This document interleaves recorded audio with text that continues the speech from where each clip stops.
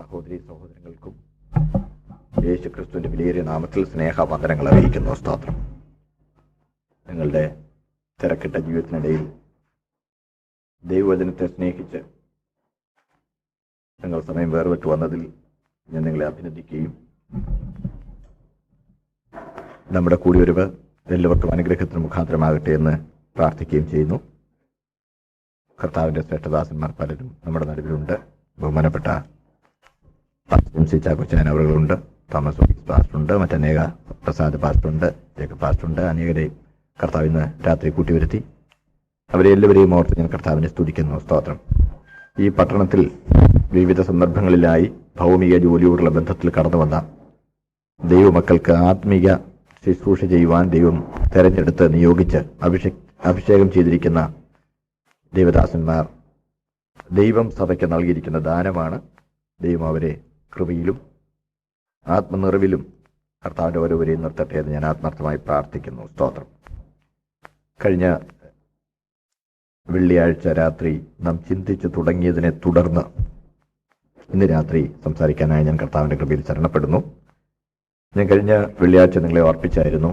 ന്യായമായി എന്തെങ്കിലും വിശദീകരണം ഇവിടെ പറയുന്ന വിഷയസംബന്ധമായി ആവശ്യമുണ്ടെങ്കിൽ തീർച്ചയായിട്ടും ചോദിക്കണമെന്ന് ഞാൻ നിങ്ങളെ ഓർപ്പിച്ചിരുന്നു. കാര്യമായിട്ട് ആരുമൊന്നും എന്നോട് ചോദിച്ചിട്ടില്ല. ഒരു ചെറിയൊരു കാര്യം മാത്രം ഒരു ദൈവദാസൻ എന്നെ ഒന്ന് ഓർപ്പിച്ചു. അത് എന്ന് പറയുന്ന കൂട്ടത്തിൽ അതിൻ്റെ വിശദീകരണം ഉള്ളതുകൊണ്ട് പ്രത്യേകിച്ച് അതെടുത്ത് പറയുവാനായിട്ട് സമയം വേർതിരിക്കുന്നില്ല. തിരക്കുണ്ടല്ലോ. സ്തോത്രം. തുടർന്നുള്ള സമയം സത്യയോടെ നാം ദൈവസന്നിധിയിലായിരിക്കണേ എന്ന് അപേക്ഷിക്കുന്നു. കഴിഞ്ഞ ക്ലാസ്സിൽ കടന്നു വരാൻ ഞാൻ ചില സഹോദരങ്ങളുള്ളതുകൊണ്ട് ഒന്ന് രണ്ട് വാക്കുകളിൽ എന്താ ഇവിടെ പറഞ്ഞുകൊണ്ടിരിക്കുന്നത് എന്നുള്ളതൊന്ന് ഓർപ്പിച്ച് തുടരാം. യൂദായുടെ ലേഖനം തിരുവെഴുത്തിലെ 65-ാമത്തെ പുസ്തകമായിട്ടാണ് ചേർത്തിരിക്കുന്നത്. വിഷയങ്ങളുടെ ക്രമത്തിലാണ് പുസ്തകങ്ങൾ ചേർത്തിരിക്കുന്നതുള്ളതുകൊണ്ട് 64 പുസ്തകങ്ങളിൽ പ്രതിപാദിച്ചിരിക്കുന്ന ആത്മീക സത്യസംബന്ധമായി ഒരു ഉത്ബോധമുള്ള ആളുകൾക്ക് മാത്രമേ ഈ 65-ാമത്തെ പുസ്തകം വേണ്ടതുപോലെ ഗ്രഹിക്കാൻ കഴിയുള്ളൂ എന്നത് ഞാൻ കഴിഞ്ഞ ക്ലാസ്സിൽ ഓർപ്പിച്ചതാണ്. എങ്കിലും ശ്രദ്ധയോടെ ദൈവസന്നിധിയിരിക്കുന്നെങ്കിൽ പരിശുദ്ധാത്മാവോടെ മധ്യത്തിൽ അധ്യാപകനായുണ്ട്. കാര്യങ്ങൾ ലളിതമായി ഗ്രഹിക്കുവാൻ നമുക്ക് കഴിയും. ഈ പുസ്തകത്തിലെ പ്രതിപാദ്യ വിഷയം വിശ്വാസത്തിനു വേണ്ടി, ഒരിക്കലായി ഭരമേൽപ്പിച്ച വിശ്വാസത്തിനു വേണ്ടി പോരാടുക എന്നുള്ളതാണ്. ബഹുമാന്യനായ ഒരു ദൈവദാസൻ ഈ പുസ്തകത്തിനിട്ടിരിക്കുന്ന ഒരു പേര് ഞാൻ കഴിഞ്ഞ ക്ലാസ്സിൽ ഓർപ്പിച്ചു. ദൈവസഭയുടെ ആദ്യ സമയത്തെ ചിത്രം പ്രവൃത്തികൾ പുസ്തകത്തിൽ കാണാൻ, ആക്ട്സ് ഓഫ് ദി അപ്പോസ്റ്റൽസിൽ കാണാം. എന്നാൽ ദൈവസഭയുടെ അന്ത്യത്തിന്റെ ചിത്രം, അല്ലെങ്കിൽ സഭായുഗത്തിന്റെ അന്ത്യത്തിൽ സഭയുടെ അവസ്ഥ എന്തായിരിക്കുമെന്ന് പറയുന്ന ചിത്രം നമുക്ക് ഈ പുസ്തകത്തിൽ കാണാം. അദ്ദേഹം ഈ പുസ്തകത്തിട്ടിരിക്കുന്ന പേര് ആക്ട്സ് ഓഫ് ദി അപ്പോസ്റ്റേറ്റ്സ് എന്നാണ്. Acts of the Apostates. മറ്റേത് ആക്ട്സ് ഓഫ് ദി അപ്പോസ്റ്റൽസ്. ഇതിനിട്ടിരിക്കുന്നത് Acts of the Apostates. Apostates means വിശ്വാസത്യാഗികൾ.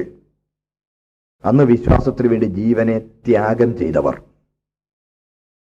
1-ാം നൂറ്റാണ്ടിൽ സ്തെഫാനോസ് കല്ലേറുകൊണ്ട് മരിക്കുക, യാക്കോബിനെ വാൾ കൊണ്ട് കൊന്നു. പീഡന നിമിത്തം പിന്തിരിയാതെ ധൈര്യമായി കർത്താവിന്റെ വചനത്തിനു വേണ്ടി നിന്നവർ. ഗലീലക്കടലിലെ മുക്കുവനായിരുന്ന പത്രോസ് യഹൂദ മതത്തിലെ പ്രാമാണ്യമുള്ള റബിമാരും മറ്റും കൂടിയിരിക്കുന്ന സദസ്സിനോട് ചോദിക്കുക, ദൈവത്തെക്കാൾ അധികം മനുഷ്യനെ അനുസരിക്കുന്നത് യോഗ്യമായെന്ന് നിങ്ങൾ പറയുക എന്ന് പറഞ്ഞ് ഈ നാമത്തിൽ അശേഷം സംസാരിക്കരുതെന്ന് തർജ്ജനം ചെയ്തപ്പോൾ ഞങ്ങൾ ദൈവത്തെ അനുസരിക്കുവാൻ ബാധ്യതയുള്ളവരാണെന്ന് പറഞ്ഞ് സ്തോത്രം ധൈര്യമായി ദൈവവചനത്തിനു വേണ്ടി നിന്നവർ, അതിനുവേണ്ടി ജീവനും കൊടുക്കാൻ തയ്യാറായവർ. അതാണ് ഞാൻ പറഞ്ഞത്.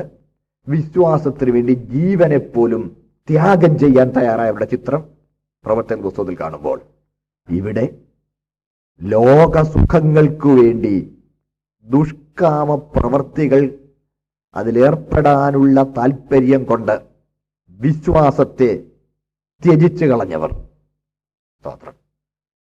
അങ്ങനെയുള്ളവരുടെ വിശ്വാസത്യാഗികളുടെ ദുഃഖകരമായ ചിത്രമാണ് യൂദായുടെ ലേഖനത്തിൽ കാണുന്നത്. ഞാൻ നിങ്ങളെ ഓർപ്പിച്ചു.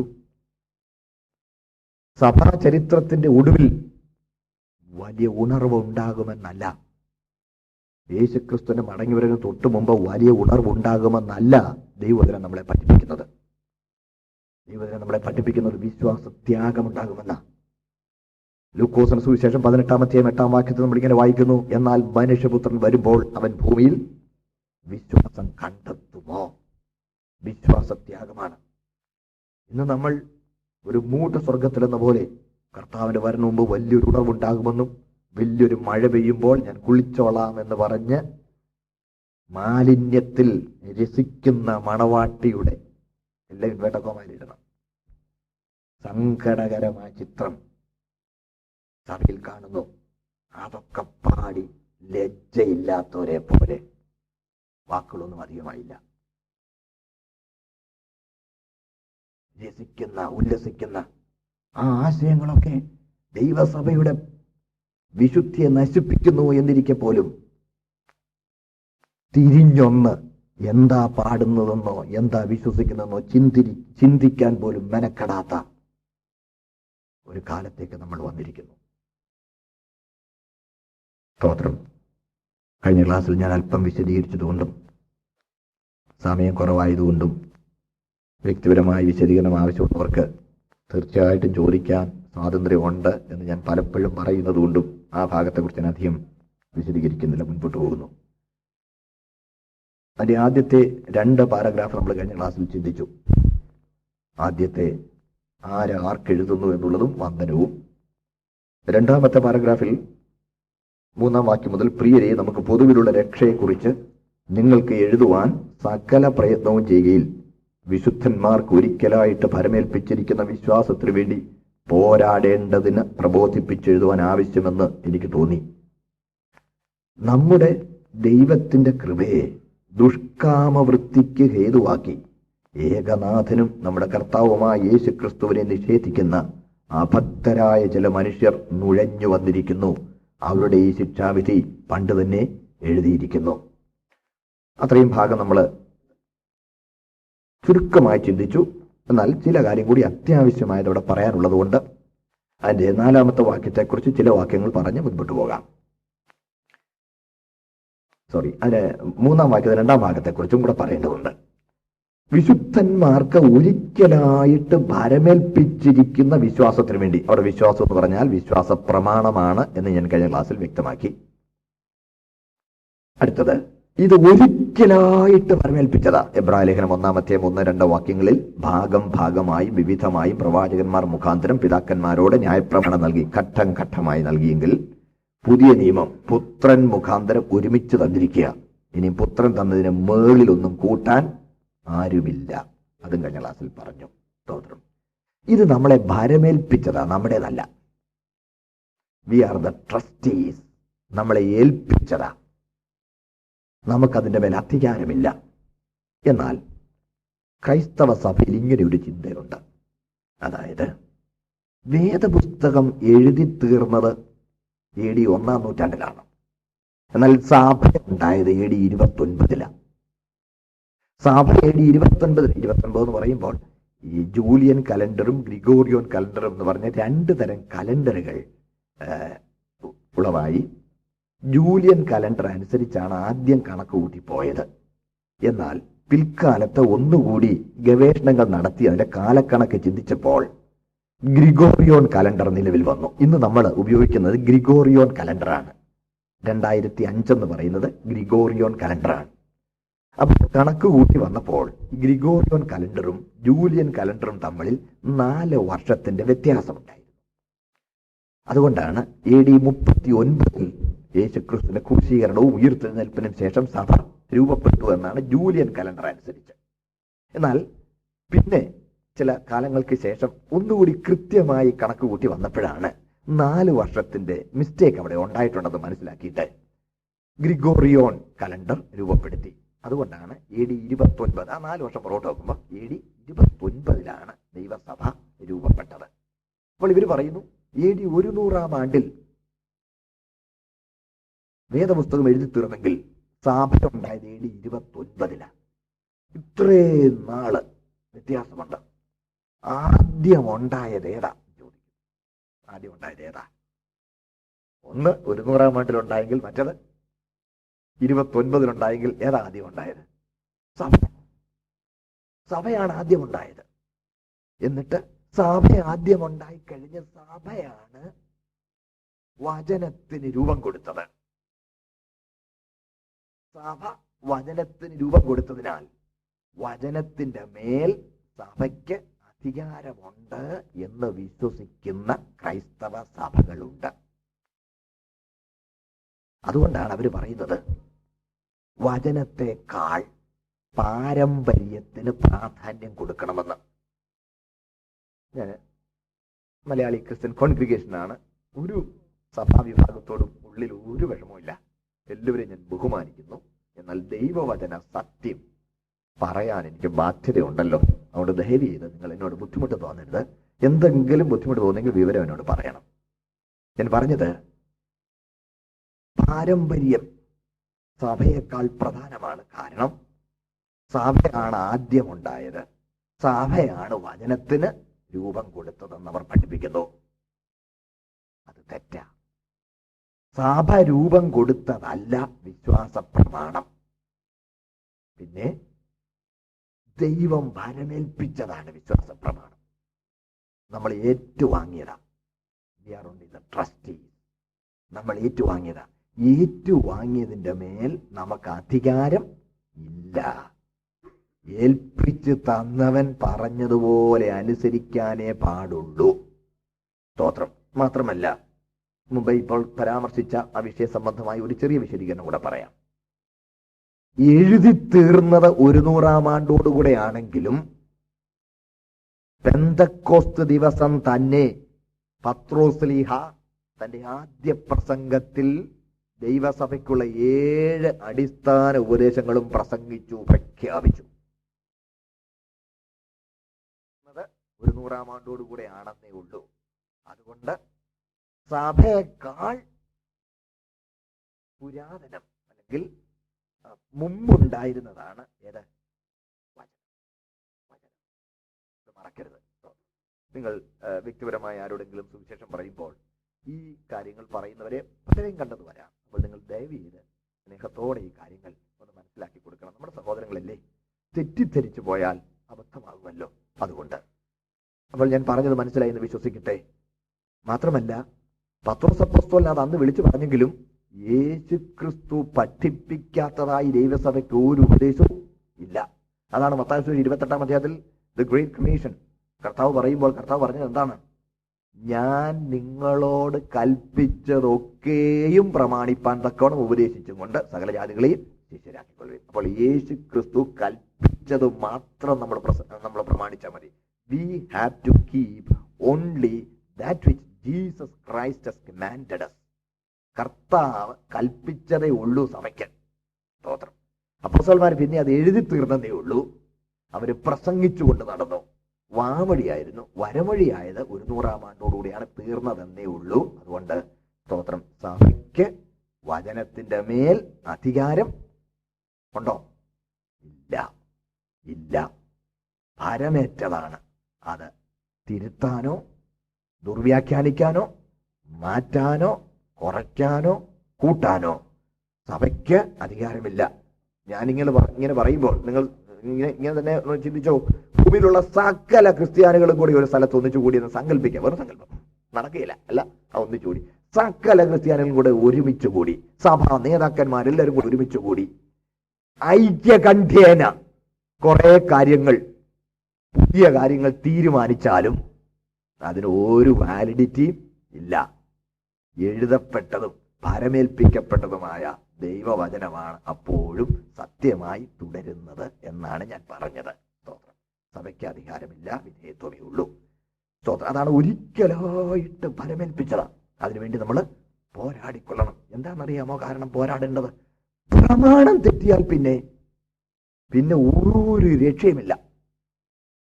ഗൈഡ് മാപ്പ് തെറ്റിയാൽ പിന്നെ ലക്ഷ്യസ്ഥാനത്ത് എത്താൻ കഴിയുമോ? A traveller who follows a wrong guide map can never reach the destination. ശരിയല്ലേ? ഒരു യാത്രക്കാരൻ തെറ്റായ ഗൈഡ് മാപ്പാണ് അനുഗമിക്കുന്നതെങ്കിൽ ഒരിക്കലും അവൻ ലക്ഷ്യസ്ഥാനത്തെത്തുകയില്ല. അതുകൊണ്ട് പ്രമാണം തെറ്റിക്കാതെ നമ്മൾ സൂക്ഷിച്ചു കൊള്ളണം. സ്തോത്രം. പ്രിയപ്പെട്ട, നമ്മുടെ ഇടയിൽ ഇന്ന് വചനത്തെ രണ്ടാം സ്ഥാനത്തേക്ക് തള്ളുന്ന അപകടകരമായ പ്രവണത. നാം അതിനെതിരെ ഉണരണം. പ്രത്യേകിച്ച് സഭാ നേതൃത്വം അതിനെതിരെ ഉണരണം. വചനം തെറ്റിക്കാൻ പാടില്ല. അതിനുവേണ്ടി എന്ത് ചെയ്തോണമെന്ന് അവിടെ പറഞ്ഞേക്കുന്നത്? പോരാടിക്കൊള്ളണം. സ്തോത്രം. അതെ, മുമ്പോട്ട് പോകുന്നു. നമ്മുടെ ദൈവത്തിന്റെ കൃപയെ എന്താ ഇവർ ചെയ്യുന്നത് നോക്കി. നമ്മുടെ ദൈവത്തിന്റെ കൃപയെ ദുഷ്കാമവൃത്തിക്ക് ഹേതുവാക്കി ഏകനാഥനും നമ്മുടെ കർത്താവുമായ യേശുക്രിസ്തുവിനെ നിഷേധിക്കുന്ന അഭക്തരായ ചില മനുഷ്യർ നുഴഞ്ഞു വന്നിരിക്കുന്നു. അവരുടെ ഈ ശിക്ഷാവിധി പണ്ട് തന്നെ എഴുതിയിരിക്കുന്നു. നുഴഞ്ഞാ കയറുന്നത്. കർത്താവ് തന്നെ പറഞ്ഞല്ലോ, വാതിലിലൂടെ അല്ലാതെ വേറെ വഴിയായി കയറുന്നവൻ കള്ളനും കവർച്ചക്കാരനുമാകുന്നു. വാതിലിലൂടെ കയറുന്നവനാണ് ഇടയൻ. സ്തോത്രം. ഞാൻ വാതിലാകുന്നു, എന്നിലൂടെ കയറുന്നവൻ രക്ഷ പ്രാപിക്കും. സ്തോത്രം. അവൻ അകത്ത് വരികയും പുറത്തു പോവുകയും മേച്ചൽ കണ്ടെത്തുകയും അവൻ സ്വാതന്ത്ര്യമുണ്ട്. കയറുകയും വരികയും, സ്തോത്രം, അകത്ത് വരികയും പുറത്തു പോവുകയും മേച്ചൽ കണ്ടെത്തുകയും ചെയ്യുന്ന, സ്തോത്രം, ആ സന്തോഷമുള്ള അനുഭവമാണ്. അതുകൊണ്ട് ആട്ടിൻകൂട്ടത്തിൽ വാതിലൂടെ അല്ലാതെ വേറെ വഴിയായി കയറുന്ന കള്ളരും കവർച്ചക്കാരെയും അതാണ് നുഴഞ്ഞ് വന്നിരിക്കുന്നു എന്ന വാക്കുകൊണ്ട് ഉദ്ദേശിക്കുന്നത്. സ്തോത്രം. ആട്ടെ, മുമ്പോട്ട് പോട്ടെ. ഏകനാഥനാണ് കർത്താവ്, അത് മറക്കല്ല. യേശുക്രിസ്തുവിന് നമ്മുടെ ജീവിതത്തിൽ ഏറ്റവും പ്രധാന സ്ഥാനം കൊടുത്താൽ പോരാ. കേൾക്കണേ, യേശുക്രിസ്തുവിന് നമ്മുടെ ജീവിതത്തിൽ ഏറ്റവും പ്രധാന സ്ഥാനം കൊടുത്താൽ പോരാ. സ്തോത്രം. സർവാധിപത്യം കൊടുക്കണം, ഏകാധിപത്യം കൊടുക്കണം. സ്തോത്രം. അതാണ് ലൂക്കോസ് സുവിശേഷം 14:25 വാക്യം വായിക്കുമ്പോൾ, ഏറിയ പുരുഷാരം യേശുവിനെ അനുഗമിക്കുമ്പോൾ യേശു തിരിഞ്ഞവരോട്, ഒരുവൻ എന്റെ പിന്നാലെ വരികയും അപ്പനെയും അമ്മയെയും സഹോദരനെയും സഹോദരിയെയും ഭാര്യയെയും മക്കളെയും സ്വന്തം ജീവനെയും കൂടെ പകയ്ക്കാതിരിക്കുകയും ചെയ്യുന്നവന് എന്റെ ശിഷ്യനായിരിക്കാൻ. കണ്ടോ, ജീവനേക്കാളേറെ കർത്താവിനെ സ്നേഹിക്കണം. അവർ God is a jealous god. ദൈവം തീഷ്ണതയുള്ള ദൈവം എന്നാണ് മലയാളം തർജ്ജമ. പക്ഷെ ആ ജലസ് എന്ന് പറയുന്നത്, സ്തോത്രം, ഞാൻ കുറച്ച് താഴ്ത്ത് വരുമ്പോൾ നമുക്ക് അതിനെക്കുറിച്ച് കൂടുതൽ വിശദീകരിക്കാം. ജലസ് എന്ന് പറയുന്നത് ഈ എലിസബത്തൻ ഇംഗ്ലീഷിൽ, അതായത് കിങ് ജെയിംസ് വേർഷന്റെ, അത് കറക്റ്റ് തർജ്ജമയാണ് ആ വാക്ക്.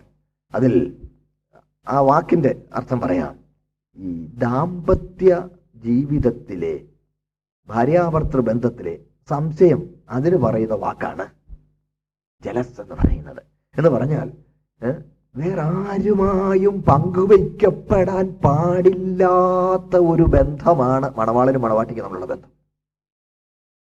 അതുപോലെയുള്ള ഏകനാഥൻ, സ്തോത്രം. ഞാൻ എന്നെ പോലുമല്ല സേവിക്കുന്നത്, ഞാൻ എൻ്റെ കർത്താവിനെയാണ് സേവിക്കുന്നത്. ഹല്ലേലൂയ. ആ ആശയമാണ് ഏകനാഥൻ എന്നുള്ളതിൽ ഉൾപ്പെട്ടിരിക്കുന്നത്. നമ്മൾ മറന്നു പോകരുതേ. സ്തോത്രം. സഹോദരങ്ങളെ, ഞാൻ കഴിഞ്ഞ ക്ലാസ്സിൽ നിങ്ങളെ ഓർപ്പിച്ചല്ലോ, എനിക്കു വേണ്ടി ദൈവമെന്നല്ല, ദൈവത്തിനു വേണ്ടി ഞാൻ എന്നാണ്. കർത്താവിനെ ഇങ്ങോട്ട് എടുക്കുക എന്നതിനേക്കാൾ എന്നെ കർത്താവിന് കൊടുക്കുക എന്നതാണ് പ്രധാനം. നിങ്ങൾ കർത്താവിനെ ജീവിതത്തിൽ എല്ലാമായി ഇങ്ങോട്ട് എടുക്കുക എന്നതിനേക്കാൾ കർത്താവിന് വേണ്ടി നിങ്ങളെ അങ്ങ് കൊടുക്കുക എന്നതാണ്. സ്തോത്രം. അപ്പോൾ ഏകനാഥൻ, വേറെ ആരുമായും പങ്കുവയ്ക്കപ്പെടുവാൻ ആഗ്രഹം ദൈവം ഒരിക്കലും അനുവദിക്കാത്തൊരു ബന്ധമാണ് നമുക്ക് ദൈവത്തോട് ഉണ്ടാകേണ്ടത്. സ്തോത്രം. നോക്കണേ, നമ്മുടെ കർത്താവുമായ യേശുക്രിസ്തുവിനെ നിഷേധിക്കുന്ന അഭക്തരായ ചില മനുഷ്യർ നുഴഞ്ഞു വന്നിരിക്കുന്നു. ഞാൻ അല്പം കൂടി ഈ ഭാഗം ഒന്ന് വിശദീകരിക്കാം. ഏകനാഥൻ എന്ന നിലയിൽ കർത്താവിനെ നിങ്ങൾ അംഗീകരിക്കുന്നില്ലെങ്കിൽ നിങ്ങൾ അവനെ നിഷേധിക്കുക. ഇങ്ങനെ പറയാറുണ്ടല്ലോ, you take it or leave it, no scope of alteration എന്ന് പറയാറുണ്ടല്ലോ. ഇപ്പൊ ഒരു ടേംസ് ആൻഡ് കണ്ടീഷൻസ് പറയുമ്പോൾ take it or leave it, no scope of alteration, no negotiation. ഇതിനെക്കുറിച്ച് രണ്ടാമത് ഒരു ചോദ്യമില്ല. Take it or leave it എന്ന് പറയുന്നത് പോലെ, ഒന്നുകിൽ കർത്താവ് നിങ്ങൾക്ക് ഏകനാഥനാണ്, അല്ലെങ്കിൽ നിങ്ങൾ അവനെ ഉപേക്ഷിച്ചു, നിഷേധിച്ചു. മനസ്സിലായെന്ന് വിശ്വസിക്കട്ടെ. സ്തോത്രം. ഞാനീ പറയുന്നത് വേദപുസ്തകത്തിലെ സത്യമായ അർത്ഥമാണ്. സത്യമായ അർത്ഥമാണ്. പ്രിയപ്പെട്ടവരെ, ഇച്ചിരി മുമ്പേ ഞാൻ പറഞ്ഞ വേദപുസ്തകത്തിൽ മണവാളനും മണവാട്ടിയും എന്നുള്ള ബന്ധം വളരെ വളരെ പ്രോമിനന്റായി, വളരെ പ്രധാനപ്പെട്ടതായി ഉപയോഗിച്ചിട്ടുണ്ടെന്നുള്ളത് നമുക്കറിയാം. മണവാളനും മണവാട്ടിയും എന്ന് ഓർത്ത് നോക്കി. മണവാളനും മണവാട്ടിയും തമ്മിലുള്ള ബന്ധത്തിൽ ഏകം എന്ന് പറയുന്നത് എത്ര, എക്സ്ക്ലൂസിവിറ്റി എന്ന് പറയുന്നത് എത്ര പ്രധാനമാണെന്ന് ഓർത്ത് നോക്കി. സ്തോത്രം. വെറും ഒരു സങ്കല്പം പറയാം, വെറും ഒരു സങ്കല്പം. ഈ പറയുന്ന ആശയം എന്താണെന്ന് കിട്ടാൻ വേണ്ടി. അതായത് ഒരു middle class, upper middle class ഫാമിലിയിൽപ്പെട്ട രണ്ട് കുടുംബങ്ങൾ, ഒരു മോനും ഒരു മോളും രണ്ട് കുടുംബത്തിലുണ്ട്. അവർക്ക് വേണ്ടി കല്യാണം ആലോചിച്ചു. കല്യാണമൊക്കെ ഏതാണ്ട് ഫോർമലായി നിശ്ചയിക്കുന്നതിന്റെ വക്കിൽ ഒക്കെ എത്തി, അല്ലെങ്കിൽ നിശ്ചയിച്ചു എന്ന് സങ്കല്പിക്കുക. അങ്ങനെ ഇരിക്കുമ്പോൾ ഒരു ദിവസം പെൺകുട്ടിയുടെ വീട്ടിൽ നിന്ന് ആൺകുട്ടിയുടെ വീട്ടിലേക്ക് ഒന്ന് വിളിച്ചു. ദേ, മോനെ സൗകര്യമുള്ള ഒരു ദിവസം ഇവിടെ വരുമെന്ന് വന്നാൽ കൊള്ളാമെന്നുണ്ട്. മോക്ക് എന്തോ ഒരു കാര്യം മോനോട് പറയാനുണ്ട്. ശരി. അങ്ങനെ നിശ്ചിത ദിവസം, ഏതൊരു ദിവസം നിശ്ചയിച്ച് പ്രതിശ്രുത മണവാളൻ മണവാട്ടിയുടെ വീട്ടിൽ ചെന്നു. വന്നു, വലിയ കാര്യമായി സ്വീകരിച്ചു, സൽക്കരിച്ചു. സൽക്കാരങ്ങളൊക്കെ കഴിഞ്ഞ് നിങ്ങളെന്താ വർത്താനം പറഞ്ഞു എന്ന് പറഞ്ഞ് അവർക്ക് സ്വാതന്ത്ര്യമായി സംസാരിക്കാൻ സാവകാശം കൊടുത്തു. അവരിങ്ങനെ കുറേ കാര്യം, ലോകകാര്യങ്ങളൊക്കെ കുറേ നേരം പറഞ്ഞു. കുറേ നേരം പറഞ്ഞുകൊണ്ട് കഴിഞ്ഞിട്ട് ഒടുക്കൽ മണവാളൻ ചോദിച്ചു, കഴിഞ്ഞപ്പോൾ ചോദിച്ചു, എന്തോ ഒരു പ്രത്യേക കാര്യം പറയാനുണ്ടെന്ന് പറഞ്ഞാണല്ലോ എന്നെ വിളിച്ചത്, അതെന്താ? ഉടനെ ആ കുട്ടി പറഞ്ഞു എന്ന് സങ്കല്പിക്കുക. അതെ, ഐ കൺസിഡർ ദിസ്, ഈ കല്യാണം എനിക്ക് വലിയ പദവിയായും വലിയ സന്തോഷമായിട്ട് ഞാൻ കണക്ക് കൂട്ടുന്നു. എനിക്ക് നിങ്ങളോട് വളരെ സ്നേഹമാണ്, വളരെ കാര്യമാണ്. ഒരു ചെറിയൊരു കാര്യം നിങ്ങൾ അനുവദിക്കണം എന്ന് എനിക്കൊരു താല്പര്യമുണ്ട്. എന്താ പറഞ്ഞാട്ടെ? ആണ്ടിൽ 365 ദിവസമുണ്ടല്ലോ. അതെ, ഉണ്ട്. അതിൽ 365 ദിവസവും ഞാൻ നിങ്ങളുടെ കൂടെ മാത്രമായിരിക്കും. എന്നാൽ ആണ്ടിൽ ഒരു 1/4 ദിവസം, 6 മണിക്കൂർ, 6 hours within the yearly round, ഒരാണ്ടിൽ ഒരു 6 മണിക്കൂർ എൻ്റെ പഴയ ഒരു സ്നേഹിതനുണ്ട്. അവൻ്റെ കൂടെ ജസ്റ്റ് ഒരു ഷോപ്പിങ്ങിനൊക്കെ ഒന്ന് പോകാൻ എന്നെ അനുവദിക്കണം. ഒരാണ്ടിൽ എത്ര മണിക്കൂറേ ഉള്ളൂ? വെറും ഒരു 6 മണിക്കൂർ, ഇൻ ബ്രോഡ് ഡേ ലൈറ്റ്. ഞാൻ 10 മണി മുതൽ അടുത്ത ഒരു 6 മണിക്കൂർ, നോക്കണേ, 4 മണിക്ക് വരെയുള്ള സമയം, ഒരാണ്ടിൽ ഒരു 6 മണിക്കൂറിനെ അനുവദിക്കണം എന്ന് പറഞ്ഞാൽ നിങ്ങളാണ് ആ മണവാളനെങ്കിൽ എന്തു പറയും? ഞാനാണ് ആ മണവാളനെങ്കിൽ ഇങ്ങനെ പറയും, എൻ്റെ പൊന്നു കുഞ്ഞൊരു ഉപകാരം ചെയ്യാം, ബാക്കി 365 ദിവസം കൂടെ അങ്ങോട്ടങ്ങ് ലീവ് മീ അലോൺ. മനസ്സിലായില്ലേ? പറയത്തില്ലേ? തീർച്ചയായിട്ടും പറയും. അതിന്റെ അർത്ഥം എന്താ? നിങ്ങൾ നിങ്ങളുടെ മണവാളനെ അല്ലെങ്കിൽ നിങ്ങളുടെ മണവാട്ടിയെ ഒരു മണിക്കൂർ പോലും നിങ്ങളോടുള്ള ആ പറ്റുമാനത്തിൽ നിന്ന് മാറി നിൽക്കാൻ അനുവദിക്കയില്ലെങ്കിൽ, യു ഗെറ്റ് മീ? കർത്താവിന് എന്താ കുറവുണ്ടോ? അതാണ് ഏകനാഥൻ. അല്ലെങ്കിൽ നിങ്ങൾ അവനെ നിഷേധിക്കുക. ഈ പെൺകുട്ടി 365 ദിവസം ഇവന്റെ കൂടെ ഉണ്ടായിരുന്നു എന്നുള്ളതല്ല പ്രധാനം. 6 ദിവസം വിട്ടുപോയോ എന്നുള്ളതാണ് പ്രധാനം. 6 മണിക്കൂർ വിട്ടുപോയോ എന്നുള്ളതാണ് പ്രധാനം. സത്യമാണ് ഞാൻ ഈ പറയുന്നത്. ഒരിക്കലും കർത്താവിന് തുല്യമായി ഭാര്യയോ ഭർത്താവോ പോലും ജീവിതത്തിൽ ഉണ്ടാകാൻ പാടില്ല. ഞാൻ ഓർക്കുന്നു, ഞങ്ങൾ വടക്കേ ഡൽഹി താമസിച്ച് കർത്താവിന്റെ വേല ചെയ്യുന്ന കാലം, ഒരിക്കൽ ഭർത്താവ് അവിടെ മിലിറ്ററിയിൽ ഒരു നല്ലൊരു പൊസിഷനിലുണ്ട്. ഭാര്യ നാട്ടിൽ ടീച്ചറാണ്. കുഞ്ഞുങ്ങളൊക്കെ നാട്ടിൽ പഠിക്കുന്നു.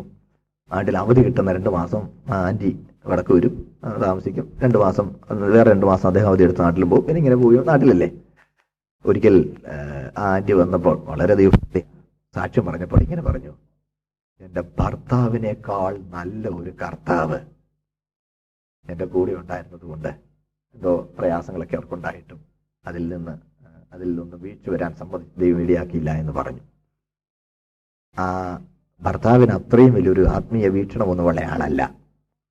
പിന്നെ ഞങ്ങൾ കേട്ടു, ആള് വലിയ മൂക്കിട്ടിറങ്ങിപ്പോയി, എന്നെ കുറച്ചില്ലേ എന്ന്. മനസ്സിലായോ? ആ ആൻറ്റി പിന്നെ ഞങ്ങളെ വിളിച്ചു. ഞാനും ഞങ്ങളുടെ സഭയിലെ പാസ്റ്ററും കൂടെ ഞങ്ങൾ അവിടെ ചെന്ന് കാര്യങ്ങൾ സംസാരിക്കേണ്ടി വന്നു. കാര്യം അദ്ദേഹം ഭയങ്കരമായിട്ട് കോപിച്ചിരിക്കുക. നീ പരസ്യമായി സഭയുടെ മുമ്പാകെ എന്നെ എന്തോ ചെയ്തു? കുറച്ചു കളഞ്ഞു. മനസ്സിലായില്ലേ? സ്തോത്രം. പ്രിയപ്പെട്ടവരെ, ഞങ്ങൾ പറഞ്ഞു, ആൻറ്റി പറഞ്ഞത് സത്യമാണ്.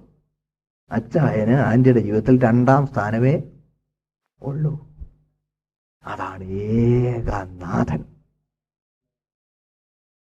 ഏകനാഥൻ അല്ലെങ്കിൽ നിഷേധിക്കുക. കർത്താവിന് നമ്മുടെ ജീവിതത്തിൽ വലിയ കസരയൊന്നും വേണ്ട.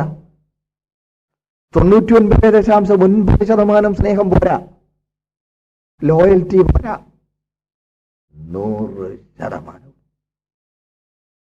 എന്റെ സഹോദരങ്ങളെ, ഞാൻ ഈ പറഞ്ഞത് സത്യമാണ്. ഉൾക്കൊള്ളാൻ ഒരു ബുദ്ധിമുട്ട് തോന്നുന്നുണ്ടോ? 1-ാം നൂറ്റാണ്ടിൽ ഭക്തന്മാർ ജീവനേക്കാൾ കർത്താവിനെ സ്നേഹിച്ചാണ് രക്തസാക്ഷികളായത്. നമ്മൾ കർത്താവിനുള്ളവരാണ്. നമ്മുടെ ദൈവത്തിന്റെ കൃപയെ ദുഷ്കാമവൃത്തിക്ക് ഹേതുവാക്കി ഏകനാഥനും നമ്മുടെ കർത്താവുമായ യേശു ക്രിസ്തുവിനെ നിഷേധിക്കുന്ന അഭക്തരായ ചില മനുഷ്യർ നുഴഞ്ഞ് വന്നിരിക്കും. അവരുടെ ശിക്ഷാവിധി പണ്ട് തന്നെ എഴുതിയിരിക്കുന്നു. സ്തോത്രം. ഇതെന്തുകൊണ്ടാ? ദൈവകൃപയെ ദുഷ്കാമവൃത്തിക്ക് ഹേതുവാക്കുക. ഞാൻ കഴിഞ്ഞ ക്ലാസ്സിൽ സൂചിപ്പിച്ചു. അതായത് ജ്ഞാനമതക്കാർ എന്ന് പറയുന്ന നൊസ്റ്റിക്സ്, അവര് 2-ാം നൂറ്റാണ്ടിലാണ് കൂടുതൽ ശക്തി പ്രാപിച്ചതെങ്കിലും ആരംഭം മുതലേ അവരുടെ സാന്നിധ്യം ക്രൈസ്തവ സഭയിൽ പോലും അവരെ ചെലുത്തിയിരുന്നു, അവരുടെ സ്വാധീനം ചെലുത്തിയിരുന്നു. അവർ ചെയ്യുന്നത് ശരീരം കൊണ്ട് ചെയ്യുന്നതൊന്നും വലിയ കുഴപ്പമല്ല, അകത്തെ കാര്യമേ ഉള്ളൂ പ്രധാനം. അതായിരുന്നു അവരുടെ വാദം. ഫ്ലഷ് ഈസ് ഫ്രെയിൽ, അവർ പറയുന്ന വാക്കായിരുന്നു. Flesh is frail. ജഡമോ ബലഹീനം. ജഡം എന്താ? ബലഹീനമാണ്. അതുകൊണ്ട് ജഡത്തിൽ, ശരീരത്തിൽ ചെയ്യുന്നതൊന്നും ആത്മാവിനെ ബാധിക്കയില്ല എന്ന ഒരു പഠിപ്പീര് സഭയ്ക്കകത്ത് കടന്ന് സഭയിൽ ചില ആളുകളെ അവർ സ്വാധീനിച്ചിട്ട് സ്തോത്രം അശുദ്ധിയിലേക്ക് മാറിപ്പോയി, തിന്മയിലേക്ക് മാറിപ്പോയി. അശുദ്ധി സഭയ്ക്കകത്ത് കടന്നുകൂടി. ദുഷ്കാമവൃത്തി, ദുഷിച്ച കാമത്തിന്റെ, തെറ്റായ അഴുക്കായ താല്പര്യത്തിന്റെ നിവൃത്തിക്കായി, ദുഷിച്ച തെറ്റായ കാമമെന്ന് പറഞ്ഞാൽ ആഗ്രഹം, ദുഷിച്ച താല്പര്യങ്ങളുടെ നിവൃത്തിക്കായി അവര് ദൈവകൃപയെ തെറ്റിദ്ധരിച്ചു. സ്തോത്രം. ദൈവത്തിന്റെ കൃപയാ. അവർ പറയുന്നത് എന്താണെന്നറിയാമോ?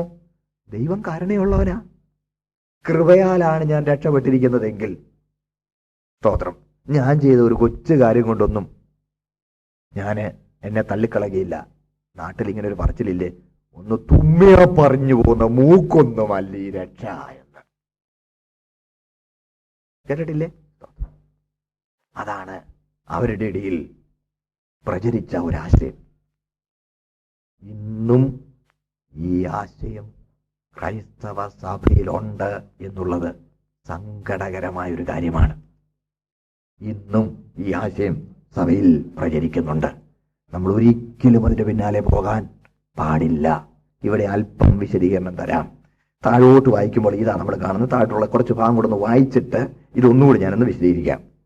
നിങ്ങളോ സകലവും ഒരിക്കൽ അറിഞ്ഞുവെങ്കിലും നിങ്ങളെ ഓർപ്പിപ്പാൻ ഞാൻ ഇച്ഛിക്കുന്നത് എന്തെന്നാൽ, കർത്താവ് ജനത്തെ മിസ്രയീമിൽ നിന്ന് രക്ഷിച്ചിട്ടും വിശ്വസിക്കാത്തവരെ പിന്നത്തേതിൽ നശിപ്പിച്ചു. തങ്ങളുടെ വാഴ്ച കാത്തുകൊള്ളാതെ സ്വന്തം വാസസ്ഥലം വിട്ടുപോയ ദൂതന്മാരെ മഹാദിവസത്തിന്റെ വിധിക്കായി എന്നേക്കുള്ള ചങ്ങലയിട്ട് അന്ധകാരത്തിന് കീഴിൽ സൂക്ഷിച്ചിരിക്കുന്നു. അതുപോലെ സൊദോമും ഗൊമോറയും ചുറ്റുമുള്ള പട്ടണങ്ങളും അവർക്ക് സമമായ ദുർനടപ്പ് ആചരിച്ച് അന്യജനം മോഹിച്ചു നടന്നതിനാൽ നിത്യാഗ്നിയുടെ ശിക്ഷാവിധി സഹിച്ചുകൊണ്ട് ദൃഷ്ടാന്തമായി കിടക്കുന്നു. അങ്ങനെ തന്നെ ഇവരും, മേളി പറഞ്ഞവര്, ഇവരും സ്വപ്നാവസ്ഥയിലായ ജഡത്തെ മലിനമാക്കുകയും കർത്തൃത്വത്തെ തുച്ഛീകരിക്കുകയും മഹിമകളെ ദുഷിക്കുകയും ചെയ്യുന്നു. സ്തോത്രം. പ്രിയപ്പെട്ടവരെ, അപ്പോൾ ഇവിടെ നമ്മൾ കാണുന്നത് ഒരിക്കൽ രക്ഷിക്കപ്പെട്ടവർ, ഒരിക്കൽ കർത്താവിനോട് പറ്റി നിന്നവർ പിൽക്കാലത്ത് തള്ളപ്പെടുന്ന ദുഃഖകരമായ ചിത്രമാണ് നമ്മളിവിടെ കാണുന്നത്. ഒരിക്കൽ വിശ്വസ്തരായി നിന്നവർ പിൽക്കാലത്ത് എന്ത് ചെയ്യുന്നു? തള്ളപ്പെടുന്നു. ഏകനാഥൻ എന്ന നിലയിൽ നിന്ന് കർത്താവിനെ തള്ളിയവരൊക്കെ തള്ളപ്പെട്ടു പോകും. കാര്യം എന്താ? ദുഷിച്ച കാമത്തിന്റെ നിവൃത്തിക്കായി അവർ ദൈവകൃപയെ തെറ്റിദ്ധരിച്ചു, ദൈവകൃപയെ വൃഥാവാക്കി.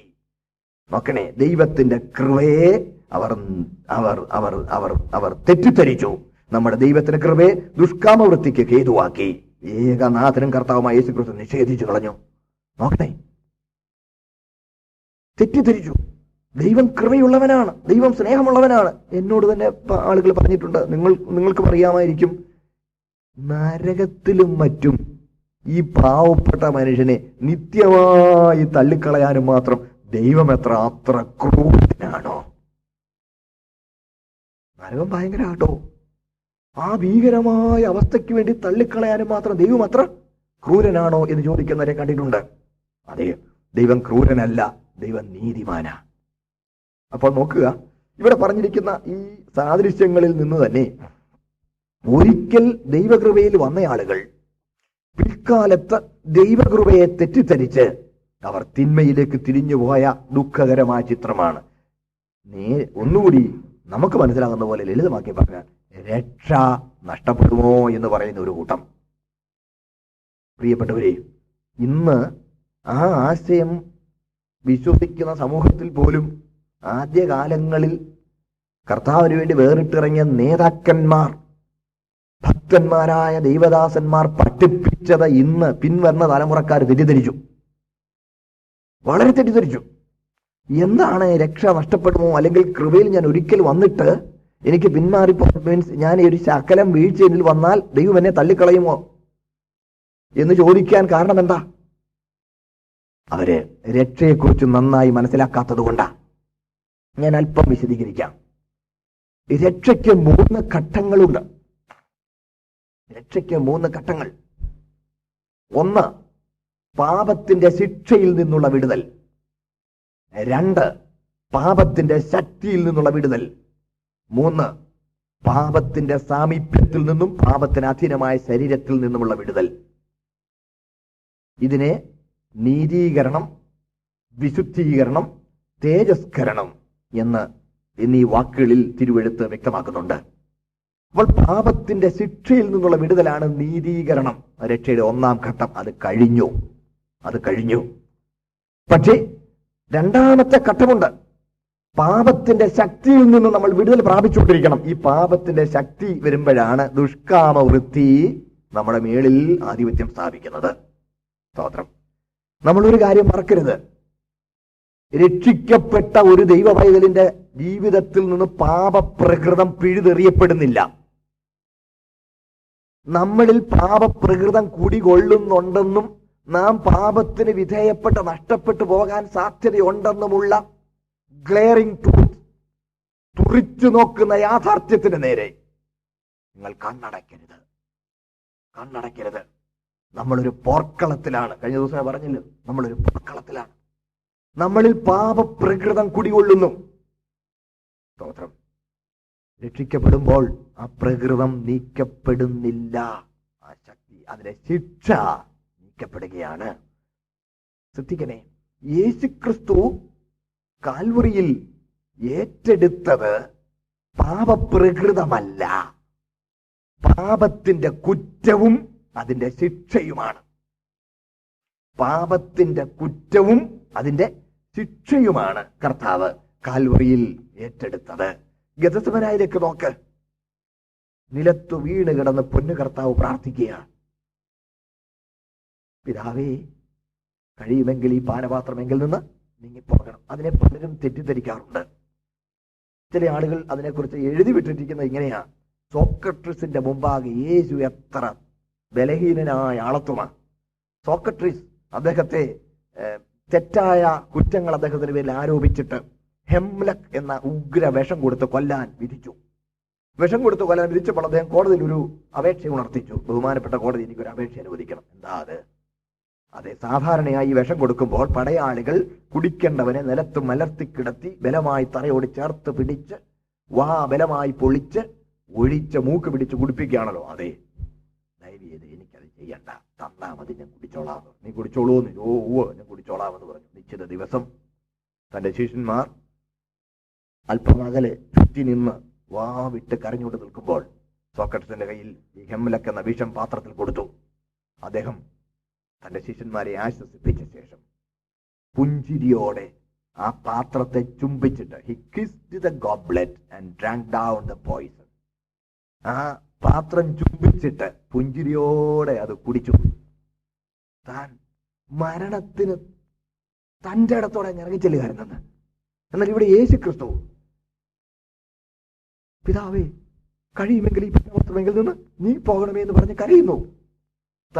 തന്റെ കൂട്ടത്തിലുള്ള ഒരുവൻ ശത്രുപക്ഷം തിരിഞ്ഞു പോയതും ഇനി രക്ഷപ്പെടുവാൻ മാർഗമില്ലെന്നും തിരിച്ചറിഞ്ഞ യേശു കിടന്ന് പിടയ്ക്കുക. രക്ഷിക്കണേ എന്ന് പറഞ്ഞ് പിടയ്ക്കുകയായിരുന്നു. യേശു ക്രിസ്തു സോക്രട്ടീസിന് മുന്നിൽ ഒരു ബലഹീന ആളത്വമാണ് എന്ന് പറയുന്നവരെ ഞാൻ കണ്ടിട്ടുണ്ട്. അങ്ങനെ എഴുതിവിട്ട പുസ്തകങ്ങളുമുണ്ട്, ഇന്നും വിൽക്കുന്നുണ്ടത്, ഇന്നും വായിക്കുന്നവരുമുണ്ട്. പക്ഷേ പ്രിയപ്പെട്ടവരെ, അവർ വേദപുസ്തകം ചുവേ നോക്കാത്തതുകൊണ്ട് അങ്ങനെ ധരിക്കുന്നത്. നിങ്ങൾ വേദപുസ്തകം പരിശോധിച്ചാൽ യേശു ക്രിസ്തു അവിടെ മാറിപ്പോകണമെന്ന് പറഞ്ഞ പാനപാത്രം എന്താണെന്ന് മനസ്സിലാവും. മത്തായിയുടെ സുവിശേഷം 26-ാം അധ്യായം 42-ാമത്തെ വാക്യത്തിൽ നമ്മൾ ഇങ്ങനെ വായിക്കുന്നു, അവൻ രണ്ടാമതും പോയി, പിതാവേ, ഞാൻ കുടിക്കാതെ അത് നീങ്ങിക്കൂടാ എങ്കിൽ നിന്റെ ഇഷ്ടമാകട്ടെ എന്ന് പ്രാർത്ഥിച്ചു. പിതാവേ, ഞാൻ കുടിക്കാതെ അത് നീങ്ങിക്കൂടാ എങ്കിൽ നിന്റെ ഇഷ്ടമാകട്ടെ. സ്തോത്രം. അപ്പോൾ ആദ്യവും പ്രാർത്ഥിച്ചത് തന്നെയാണ്. ശ്രദ്ധിച്ച് ഞാൻ വിശദീകരിക്കാം.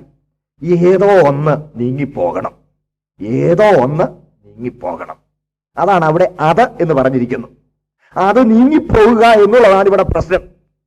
അത് നീങ്ങിപ്പോകുവാൻ ഞാൻ അത് കുടിക്കുകയല്ലാതെ വേറെ ഒരു വഴിയുമില്ലെങ്കിൽ തന്നേര്. അതാ യേശു പറയുന്നത്. നീങ്ങിപ്പോകേണ്ടത് യേശുവിന്റെ മരണമല്ല, കാര്യം അവിടുന്ന് മരിക്കാനാണ് ഇവിടെ വന്നത്. സ്തോത്രം. നീങ്ങിപ്പോകേണ്ടത് ആദാമ്യവർഗത്തിന്റെ പാപമാണ്. ആദാമ്യവർഗത്തിന്റെ പാപവും പാപത്തിന്റെ ശിക്ഷയുമാണ് നീങ്ങിപ്പോകേണ്ടത്. അത് നീങ്ങിപ്പോകുവാൻ യേശു ചോദിക്കുക, ഞാൻ അത് ഏറ്റെടുക്കുകയല്ലാതെ വേറെ ഒരു വഴിയുമില്ലെങ്കിൽ തന്നേര്. ഗൗരവമായ ഏതൊരു വിഷയവും അവസാന നടപടിക്ക് മുമ്പ് ഔപചാരികമായി ഒന്നുകൂടി ചോദിക്കുന്ന രീതി എല്ലാ ജനസമൂഹങ്ങളിലും നിലനിൽക്കുന്നു. അതുകൊണ്ടാണ് നമ്മുടെ നാട്ടിൽ തന്നെ കല്യാണത്തിനൊക്കെ അവസാനം കല്യാണ നിശ്ചയത്തിന്റെ അവസാനത്തെ ആ സ്റ്റേജ് വരുമ്പോൾ കല്യാണത്തിന്റെ നിശ്ചയ രേഖയൊക്കെ എഴുതി തയ്യാറാക്കി, എന്നിട്ടും രണ്ട് ഭാഗത്തു നിന്നുള്ള രണ്ട് കാരണവന്മാര് പരസ്യമായി സദസ്സിനെ അഭിമുഖീകരിച്ച് വന്ന് നിന്നുകൊണ്ട് അവർ ചോദിക്കും, അവസാനമായിട്ട് ചോദിക്കും, എഴുത്ത് മാറട്ടെ, എഴുത്ത് സ്വീകരിക്കട്ടെ എന്ന് അവസാനമായി ഒരിക്കൽ കൂടി സദസ്സിനോട് ചോദിച്ച ശേഷം മാത്രമേ അത് ചെയ്യുകയുള്ളൂ. സ്തോത്രം. എന്തിനാ? ഔപചാരികമായി അതവിടെ ഉറപ്പിക്കപ്പെടുക. ഇതുപോലെ അവസാനമായി യുഗങ്ങളൂടെ നീണ്ടുനിന്ന ഒരുക്കത്തിന് പിന്നിൽ ആ ദൗത്യത്തിന്റെ പ്രധാന ഭാഗത്ത് യേശു വന്നിരിക്കുമ്പോൾ, സ്തോത്രം, യേശു ചോദിക്കുകയാണ്, പിതാവേ, അത് നീങ്ങിപ്പോകുവാൻ ഞാൻ ഏറ്റെടുക്കുകയല്ലാതെ വേറെ വഴിയില്ലെങ്കിൽ തന്നേര്. ആദാമ്യവർഗത്തിന്റെ കുമിഞ്ഞുകൂടിയ പാപം, അതാണ് യേശു ഏറ്റെടുത്ത പാനപാത്രം. പാപത്തെ കണ്ടുകൂടാതെ വണ്ണം സ്വച്ഛ കണ്ണുള്ളവനായ ദൈവകുമാരൻ കുമിഞ്ഞുകൂടിയ പാപത്തിന്റെ ദർശനം കണ്ട് അതിന്റെ കാഴ്ച കണ്ടപ്പോൾ, സ്തോത്രം, അത് ഏറ്റെടുക്കുന്നതിന് മുമ്പ് പറയാ, ഇത് മാറിപ്പോകാൻ ഞാൻ ഇത് ഏറ്റെടുക്കുകയല്ലാതെ വേറെ വഴിയുണ്ടെങ്കിൽ അത് ചെയ്തോണം, അല്ലെങ്കിൽ തന്നേര്. വിശദീകരിക്കാൻ ഇങ്ങനെ പറഞ്ഞോട്ടെ, ഒരു സൗരയൂഥം കൂടെ സൃഷ്ടിച്ചാൽ മനുഷ്യവർഗത്തിന്റെ പാപത്തിന് പരിഹാരമാകുമായിരുന്നെങ്കിൽ ഓമനപുത്രനെ കുരുതി കൊടുക്കില്ല. ഒരു സൗരയൂഥമല്ല, 500 സൗരയൂഥം കൂടെ സൃഷ്ടിച്ചാലും ആദാമ്യവർഗത്തിന്റെ പാപത്തിന് നീക്കം വരികയില്ല. പാപരഹിതൻ അത് ഏറ്റെടുക്കുകയല്ലാതെ പാപപരിഹാരം വരികയില്ല എന്നതിനാൽ, സ്തോത്രം, ഓമനപുത്രൻ അത് ഏറ്റെടുക്കുവാൻ പിതാവ് അതിനെ അനുവദിച്ചു. സ്തോത്രം. ഹല്ലേലൂയ. പ്രിയപ്പെട്ടവരെ, സ്തോത്രം. അപ്പോൾ ഏറ്റെടുത്തത് എന്താണ്? ഏറ്റെടുത്തത് പാപത്തിന്റെ കുറ്റവും അതിന്റെ ശിക്ഷയുമാണ്. പാപപ്രകൃതം കർത്താവ് ഏറ്റെടുത്തില്ല. കർത്താവ് പാപിയായില്ല, കർത്താവിനെ പാപം ആക്കുകയായിരുന്നു. സ്തോത്രം. എന്റെ കൂടെ ഉണ്ടല്ലോ എല്ലാവരും. പാപം ആക്കി എന്ന് പറഞ്ഞാൽ പാപപരിഹാര ബലിയാക്കി. പാപപരിഹാര ബലിയാക്കി, പാപിയാക്കിയില്ല. പാപപ്രകൃതം കർത്താവിൽ കടന്നില്ല. ഇതൊരു പ്രധാന വിഷയമായി ഇന്ന് ഒത്തിരി പേര് തെറ്റിദ്ധരിക്കുന്നുണ്ട്. പ്രിയപ്പെട്ടവരെ, യേശുക്രിസ്തുവിൽ പാപപ്രകൃതം ഉണ്ടായിരുന്നോ? ഇല്ല, പാപപ്രകൃതമില്ല. അതാണ് റോമാലേഖനത്തിൽ വായിക്കുന്നുണ്ട്, പാപജഡത്തിന്റെ സാദൃശ്യത്തിലാ വന്നത്, പാപജഡത്തിലല്ല. പാപജഡത്തിന്റെ സാദൃശ്യത്തിൽ 8-ാം അധ്യായത്തിലുണ്ട് 3-ാം വാക്യം. പാപജഡത്തിന്റെ സാദൃശ്യത്തിൽ ഒരു തെളിവ് പറയാം. പാപജഡത്തിന്റെ സാദൃശ്യം എന്ന് പറഞ്ഞാൽ തേജസ് അണിഞ്ഞവനായിരുന്നു മനുഷ്യൻ. മനുഷ്യൻ തേജസ് അണിഞ്ഞവനായിരുന്നു പാപം ചെയ്യുന്നതിന് മുമ്പ്. പാപം ചെയ്തപ്പോഴാണ് ഈ തേജസ് പോയത്, നഗ്നനായത്. തേജസ് പോയി നഗ്നനായത്. യേശുക്രിസ്തു ഇവിടെ വന്നപ്പോൾ ആ പാപജഡത്തിന്റെ സാദൃശ്യത്തിൽ വന്നതുകൊണ്ടാണ് വസ്ത്രം ധരിക്കുന്ന നിലയിൽ നമ്മളെ പോലെ സാദൃശ്യം എടുത്തു വന്നു. പക്ഷെ പാപപ്രകൃതമില്ലെന്ന് വെളിപ്പെടുത്താനാണ് മാറിരൂപമലയിൽ പ്രാർത്ഥിച്ചുകൊണ്ടിരിക്കുമ്പോൾ അവന്റെ ആളത്വത്തിൽ നിന്നും ദൈവ തേജസ് പ്രസരിക്കാൻ തുടങ്ങി. ആ വസ്ത്രത്തെ പോലും മുക്കി അവൻ തേജസ്സിന്റെ ആലനല്ലലിൽ വെളിപ്പെട്ടു. മോശ 40 രാവും പകലും ഉണ്ടായിരുന്നപ്പോൾ മുഖത്തിന്റെ ത്വക്കൊന്ന് പ്രകാശിച്ചു. താഴെ വന്നപ്പോൾ കണ്ണം ചെന്നു. ആളുകൾക്ക് മുഖത്ത് ഉണക്കാൻ മേല. ഒരു മൂടുപടും എടുത്ത് മൂടിയപ്പോൾ അത് മങ്ങിപ്പോയി. പക്ഷെ യേശുവിന്റെ ആളത്വത്തിൽ നിന്ന് പ്രസരിച്ച പ്രഭാപൂരം വസ്ത്രം കൊണ്ട് മൂടപ്പെടുന്നതായിരുന്നില്ല. അത് ആ വസ്ത്രത്തെ പോലും മുക്കിക്കളഞ്ഞു. തേജസ്സിന്റെ ആലനല്ലലിൽ എന്റെ കർത്താവ് വെളിപ്പെടുകയാണ്. സ്തോത്രം. അവൻ പാപജഡത്തിന്റെ സാദൃശ്യത്തിൽ മാത്രമാ വന്നത്, പാപജഡത്തിൽ അല്ല എന്ന് വെളിപ്പെടുത്തുവാൻ പാപപ്രകൃതം അവനിൽ കടന്നില്ല. സ്തോത്രം. പ്രിയപ്പെട്ടവരെ, അപ്പോൾ ചില ചോദിക്കും, പാപപ്രകൃതം ഇല്ലെങ്കിൽ പിന്നെ പരീക്ഷിക്കപ്പെടുന്നതിനകത്ത് എന്താ അർത്ഥം? നമ്മൾ പരീക്ഷിക്കപ്പെടുന്ന പോലല്ല യേശുവിന്റെ പരീക്ഷ. നമ്മൾ പരീക്ഷിക്കപ്പെടുന്നത് അകത്തുനിന്ന് പുറത്തോട്ടാ. യേശുവിന്റെ പരീക്ഷയിൽ ആ ചിന്ത കർത്താവിലോട്ട് ചെലുത്താൻ പുറത്തുനിന്ന് പിശാച് ശ്രമിക്കുകയായിരുന്നു. ആ ചിന്ത അവനിലേക്കൊന്ന് ചെലുത്താൻ പുറമേ നിന്ന് ശ്രമിക്കുകയായിരുന്നു. അത് നടന്നില്ല. സ്തോത്രം. ഒരിക്കലും നമ്മുടെ പരീക്ഷ പോലെ അല്ല കർത്താവ് പരീക്ഷിക്കപ്പെട്ടത്. സ്തോത്രം. ഞാൻ പറയും, നിങ്ങൾ ഗ്രഹിച്ചു എന്ന് വിശ്വസിക്കട്ടെ. അപ്പോൾ പാപപ്രകൃതം കർത്താവ് ഏറ്റെടുത്തിട്ടില്ല. പാപത്തിന്റെ കുറ്റവും അതിന്റെ ശിക്ഷയും ഏറ്റെടുത്തു. രക്ഷിക്കപ്പെട്ട ഒരു ദൈവവൈതലിന്റെ ശിക്ഷ നീങ്ങിപ്പോയി. സ്തോത്രം. അവന്റെ കുറ്റം അവനോട് ക്ഷമിച്ചു. ഹല്ലേലൂയ. എന്നാൽ പാപപ്രകൃതം നമ്മളിൽ കുടികൊള്ളുന്നു. വ്യക്തമായല്ലോ? പാപപ്രകൃതം കുടികൊള്ളുന്നു എന്ന യാഥാർത്ഥ്യത്തിന് നേരെ കണ്ണടക്കരുത്. വീണുപോകാൻ സാധ്യതയുണ്ട്. രക്ഷയുടെ ഒന്നാം ഘട്ടം പാപത്തിന്റെ കുറ്റവും അതിന്റെ ശിക്ഷയും കർത്താവ് ഏറ്റെടുത്തതിനാൽ, യേശു എനിക്ക് പകരം ശിക്ഷ അനുഭവിച്ചതിനാൽ ഞാൻ ശിക്ഷയിൽ നിന്ന് ഒഴിവുള്ളവനായി. രണ്ടാം ഘട്ടം പാപപ്രകൃതം അകത്തിരിക്കുന്നു. അതെന്നെ പിന്നെയും ദുഷിച്ച കാമങ്ങൾക്ക്, ആഗ്രഹങ്ങൾക്ക് വിധേയപ്പെടുത്തി നഷ്ടപ്പെടുത്താൻ സാധ്യതയുണ്ട്. ഐ ഷുഡ് ബി വെറി ജാഗ്രതയിൽ, ഞാൻ സൂക്ഷ്മതയുള്ളവനായിരിക്കണം. സ്തോത്രം. അതുകൊണ്ട് വളരെ സൂക്ഷിച്ചോണം. രക്ഷയ്ക്ക് 3 ഘട്ടങ്ങളുണ്ട്. മൂന്നാമത്തെ ഘട്ടമാണ് പാപത്തിന് അധീനമായ ശരീരത്തിൽ നിന്നും, പാപലോകത്തിൽ നിന്നും, പാപ സാഹചര്യത്തിൽ നിന്നും പിന്നെ ഒരിക്കലും പാപം ചെയ്യുവാൻ കഴിയാത്ത നിലയിലേക്ക് തേജസ്കരണം പ്രാപിക്കുന്നത്. സ്തോത്രം. ഹല്ലേലൂയ. ഞാൻ കൂടുതൽ അവിടെ വിശദീകരിക്കുന്നില്ല. അപ്പോൾ രക്ഷിക്കപ്പെട്ടു എന്ന് പറയുമ്പോൾ രക്ഷാപൂർത്തി പ്രാപിച്ചില്ല.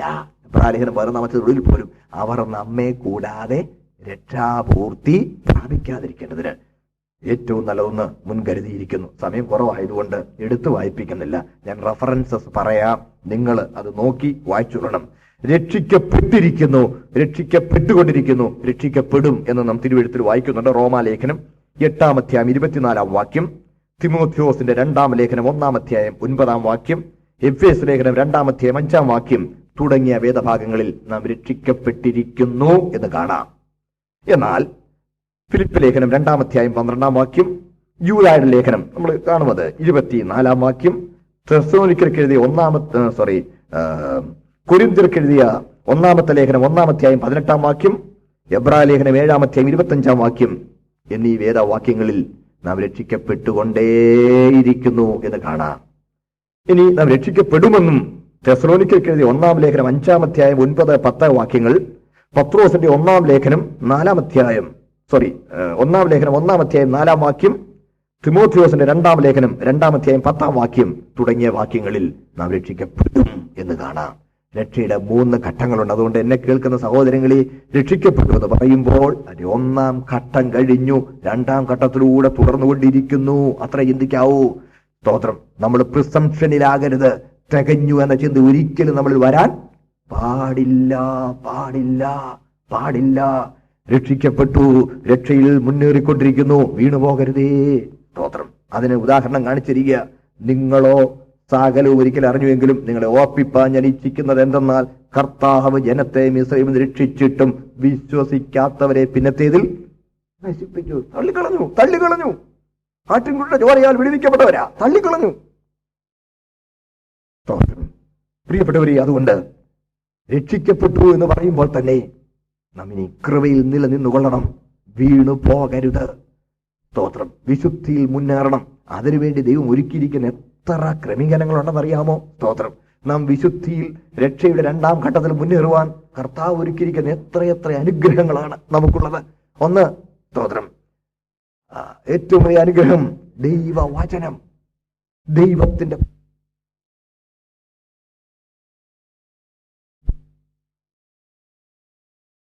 കാര്യങ്ങൾ നമ്മുടെ വിശ്വാസത്തിന്റെ നിലനിൽപ്പിനും വിശുദ്ധീകരണത്തിൽ രക്ഷയുടെ 2ാം ഘട്ടത്തിൽ വിജയകരമായി മുന്നേറേണ്ടതിനും ദൈവം ഇവിടെ ഒരുക്കിയിരിക്കുകയാണ്. മാത്രമല്ല, നമുക്ക് വേണ്ടി പിതൃസന്നിധിയിൽ പക്ഷവാദം കഴിക്കുന്ന കർത്താവിന്റെ പക്ഷവാദ പ്രാർത്ഥനയും നമ്മുടെ വിശുദ്ധീകരണത്തിനായി ദൈവം ഒരുക്കിയിരിക്കുന്നതാണെന്ന് മറന്നു പോകരുത്. സ്തോത്രം. അവിടെ രക്ഷിക്കപ്പെട്ടു എന്ന് കരുതി ഇനി ഞാനെല്ലാം തികഞ്ഞു എന്ന ചിന്ത നമ്മളിൽ ഒരിക്കലും ഉണ്ടാകാൻ പാടില്ല. സ്തോത്രം. വീണുപോകാൻ സാധ്യതയുണ്ട്. ചില കാര്യം കൂടി ഒന്ന് ചേർത്ത് പറഞ്ഞോട്ടെ. വചനത്തിൽ നിന്ന് ചില തെളിവുകൾ കൂടി രക്ഷിക്കപ്പെട്ടവൻ വീണുപോകാൻ സാധ്യത ഉണ്ടെന്നുള്ളത് ഞാനൊന്ന് കാണിച്ചു തരാം. നാം വെളിപ്പാട് പുസ്തകം 20-ാം അധ്യായം 15-ാമത്തെ വാക്യം വായിച്ചാൽ, ജീവപുസ്തകത്തിൽ പേരെഴുതി കാണാത്ത ഏവനെയും തീപ്പൊയ്യിൽ തള്ളിക്കളയും. ജീവപുസ്തകത്തിൽ പേരെഴുതി കാണാത്ത ഏവനെയും. മൂലകൃതിയിൽ വ്യക്തമായ അർത്ഥം എന്താണെന്നറിയാമോ? നിലവിൽ പേരെഴുതപ്പെട്ടതായി കാണപ്പെടാത്തവർ. നിലവിൽ പേരുണ്ടായിരിക്കണം. മനസ്സിലായില്ലേ? പണ്ടെങ്ങാണ്ട് എഴുതിയിരുന്നോ എന്നുള്ളതല്ല. ഇപ്പോൾ നിലവിൽ പേരുണ്ടോ? ജീവപുസ്തകത്തിൽ പേരെഴുതപ്പെട്ടതായി കാണപ്പെട്ടേ മതിയാകുള്ളൂ. നിലവിൽ പേരുണ്ടായിരിക്കണം. സ്തോത്രം. അതുപോലെ പുറപ്പാട് പുസ്തകം 32-ാമത്തെ അധ്യായം അതിന്റെ 32-ാമത്തെ വാക്യം വായിക്കുമ്പോൾ അവിടെ മോശ ദൈവസന്നിധിയിൽ പക്ഷപാതം കഴിക്കാൻ ജനത്തിന് വേണ്ടി പക്ഷപാതം കഴിക്കുന്ന കൂട്ടത്തിൽ മോശ ദൈവത്തോട് പറയുക, അതിന്റെ 32-ാം വാക്യം, എങ്കിലും നീ അവരുടെ പാപം ക്ഷമിക്കണമേ, അല്ലെങ്കിൽ നീ എഴുതിയ നിന്റെ പുസ്തകത്തിൽ നിന്ന് എന്റെ പേർ മായിച്ചു കളയണമേ. യഹോവ മോശയോട്, എന്നോട് പാപം ചെയ്തവന്റെ പേർ ഞാൻ എന്റെ പുസ്തകത്തിൽ നിന്ന് മായിച്ചു കളയും. മായിച്ചു കളയണമെങ്കിൽ അവിടെ എഴുതിയിട്ടുണ്ടാകണം. അവിടെ എഴുതാത്തത് മായ്ക്കാനൊക്കെ ഇല്ലല്ലോ. അതുകൊണ്ട് പ്രിയ ദൈവമക്കളെ, പാപം ചെയ്യുന്നവന്റെ പേർ ജീവന്റെ പുസ്തകത്തിൽ എഴുതപ്പെട്ടിട്ടുണ്ടായിരുന്നെങ്കിലും അത് മായിച്ചു കളയും എന്നതൊരു ഭയനിർദ്ദേശമായി വചനം നമ്മളെ ഓർമ്മിപ്പിക്കുന്നു. സങ്കീർത്തനങ്ങൾ 69-28 വായിച്ചാലും, സ്തോത്രം, നീ എഴുതിയ പുസ്തകത്തിൽ അവരുടെ പേര് മായിച്ചു കളയണമേ. സാധ്യതയില്ലാത്തൊരു കാര്യം പരിശുദ്ധാത്മ നിവേശിതമായ തിരുവെഴുത്തായി ദൈവവചനത്തിൽ അംഗീകരിക്കപ്പെട്ട് രേഖപ്പെടുത്തപ്പെടുകയില്ല. സ്തോത്രം. മനസ്സിലായെന്ന് ഞാൻ വിശ്വസിക്കട്ടെ.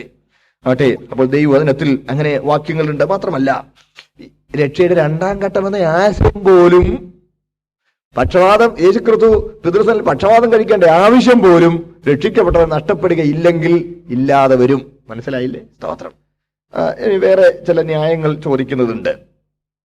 മുൻനിർണയിക്കപ്പെട്ട് നിയമിക്കപ്പെട്ടവരല്ലേ രക്ഷിക്കപ്പെടുകയുള്ളൂ, പിന്നെ നഷ്ടപ്പെടുന്നതെന്ന്.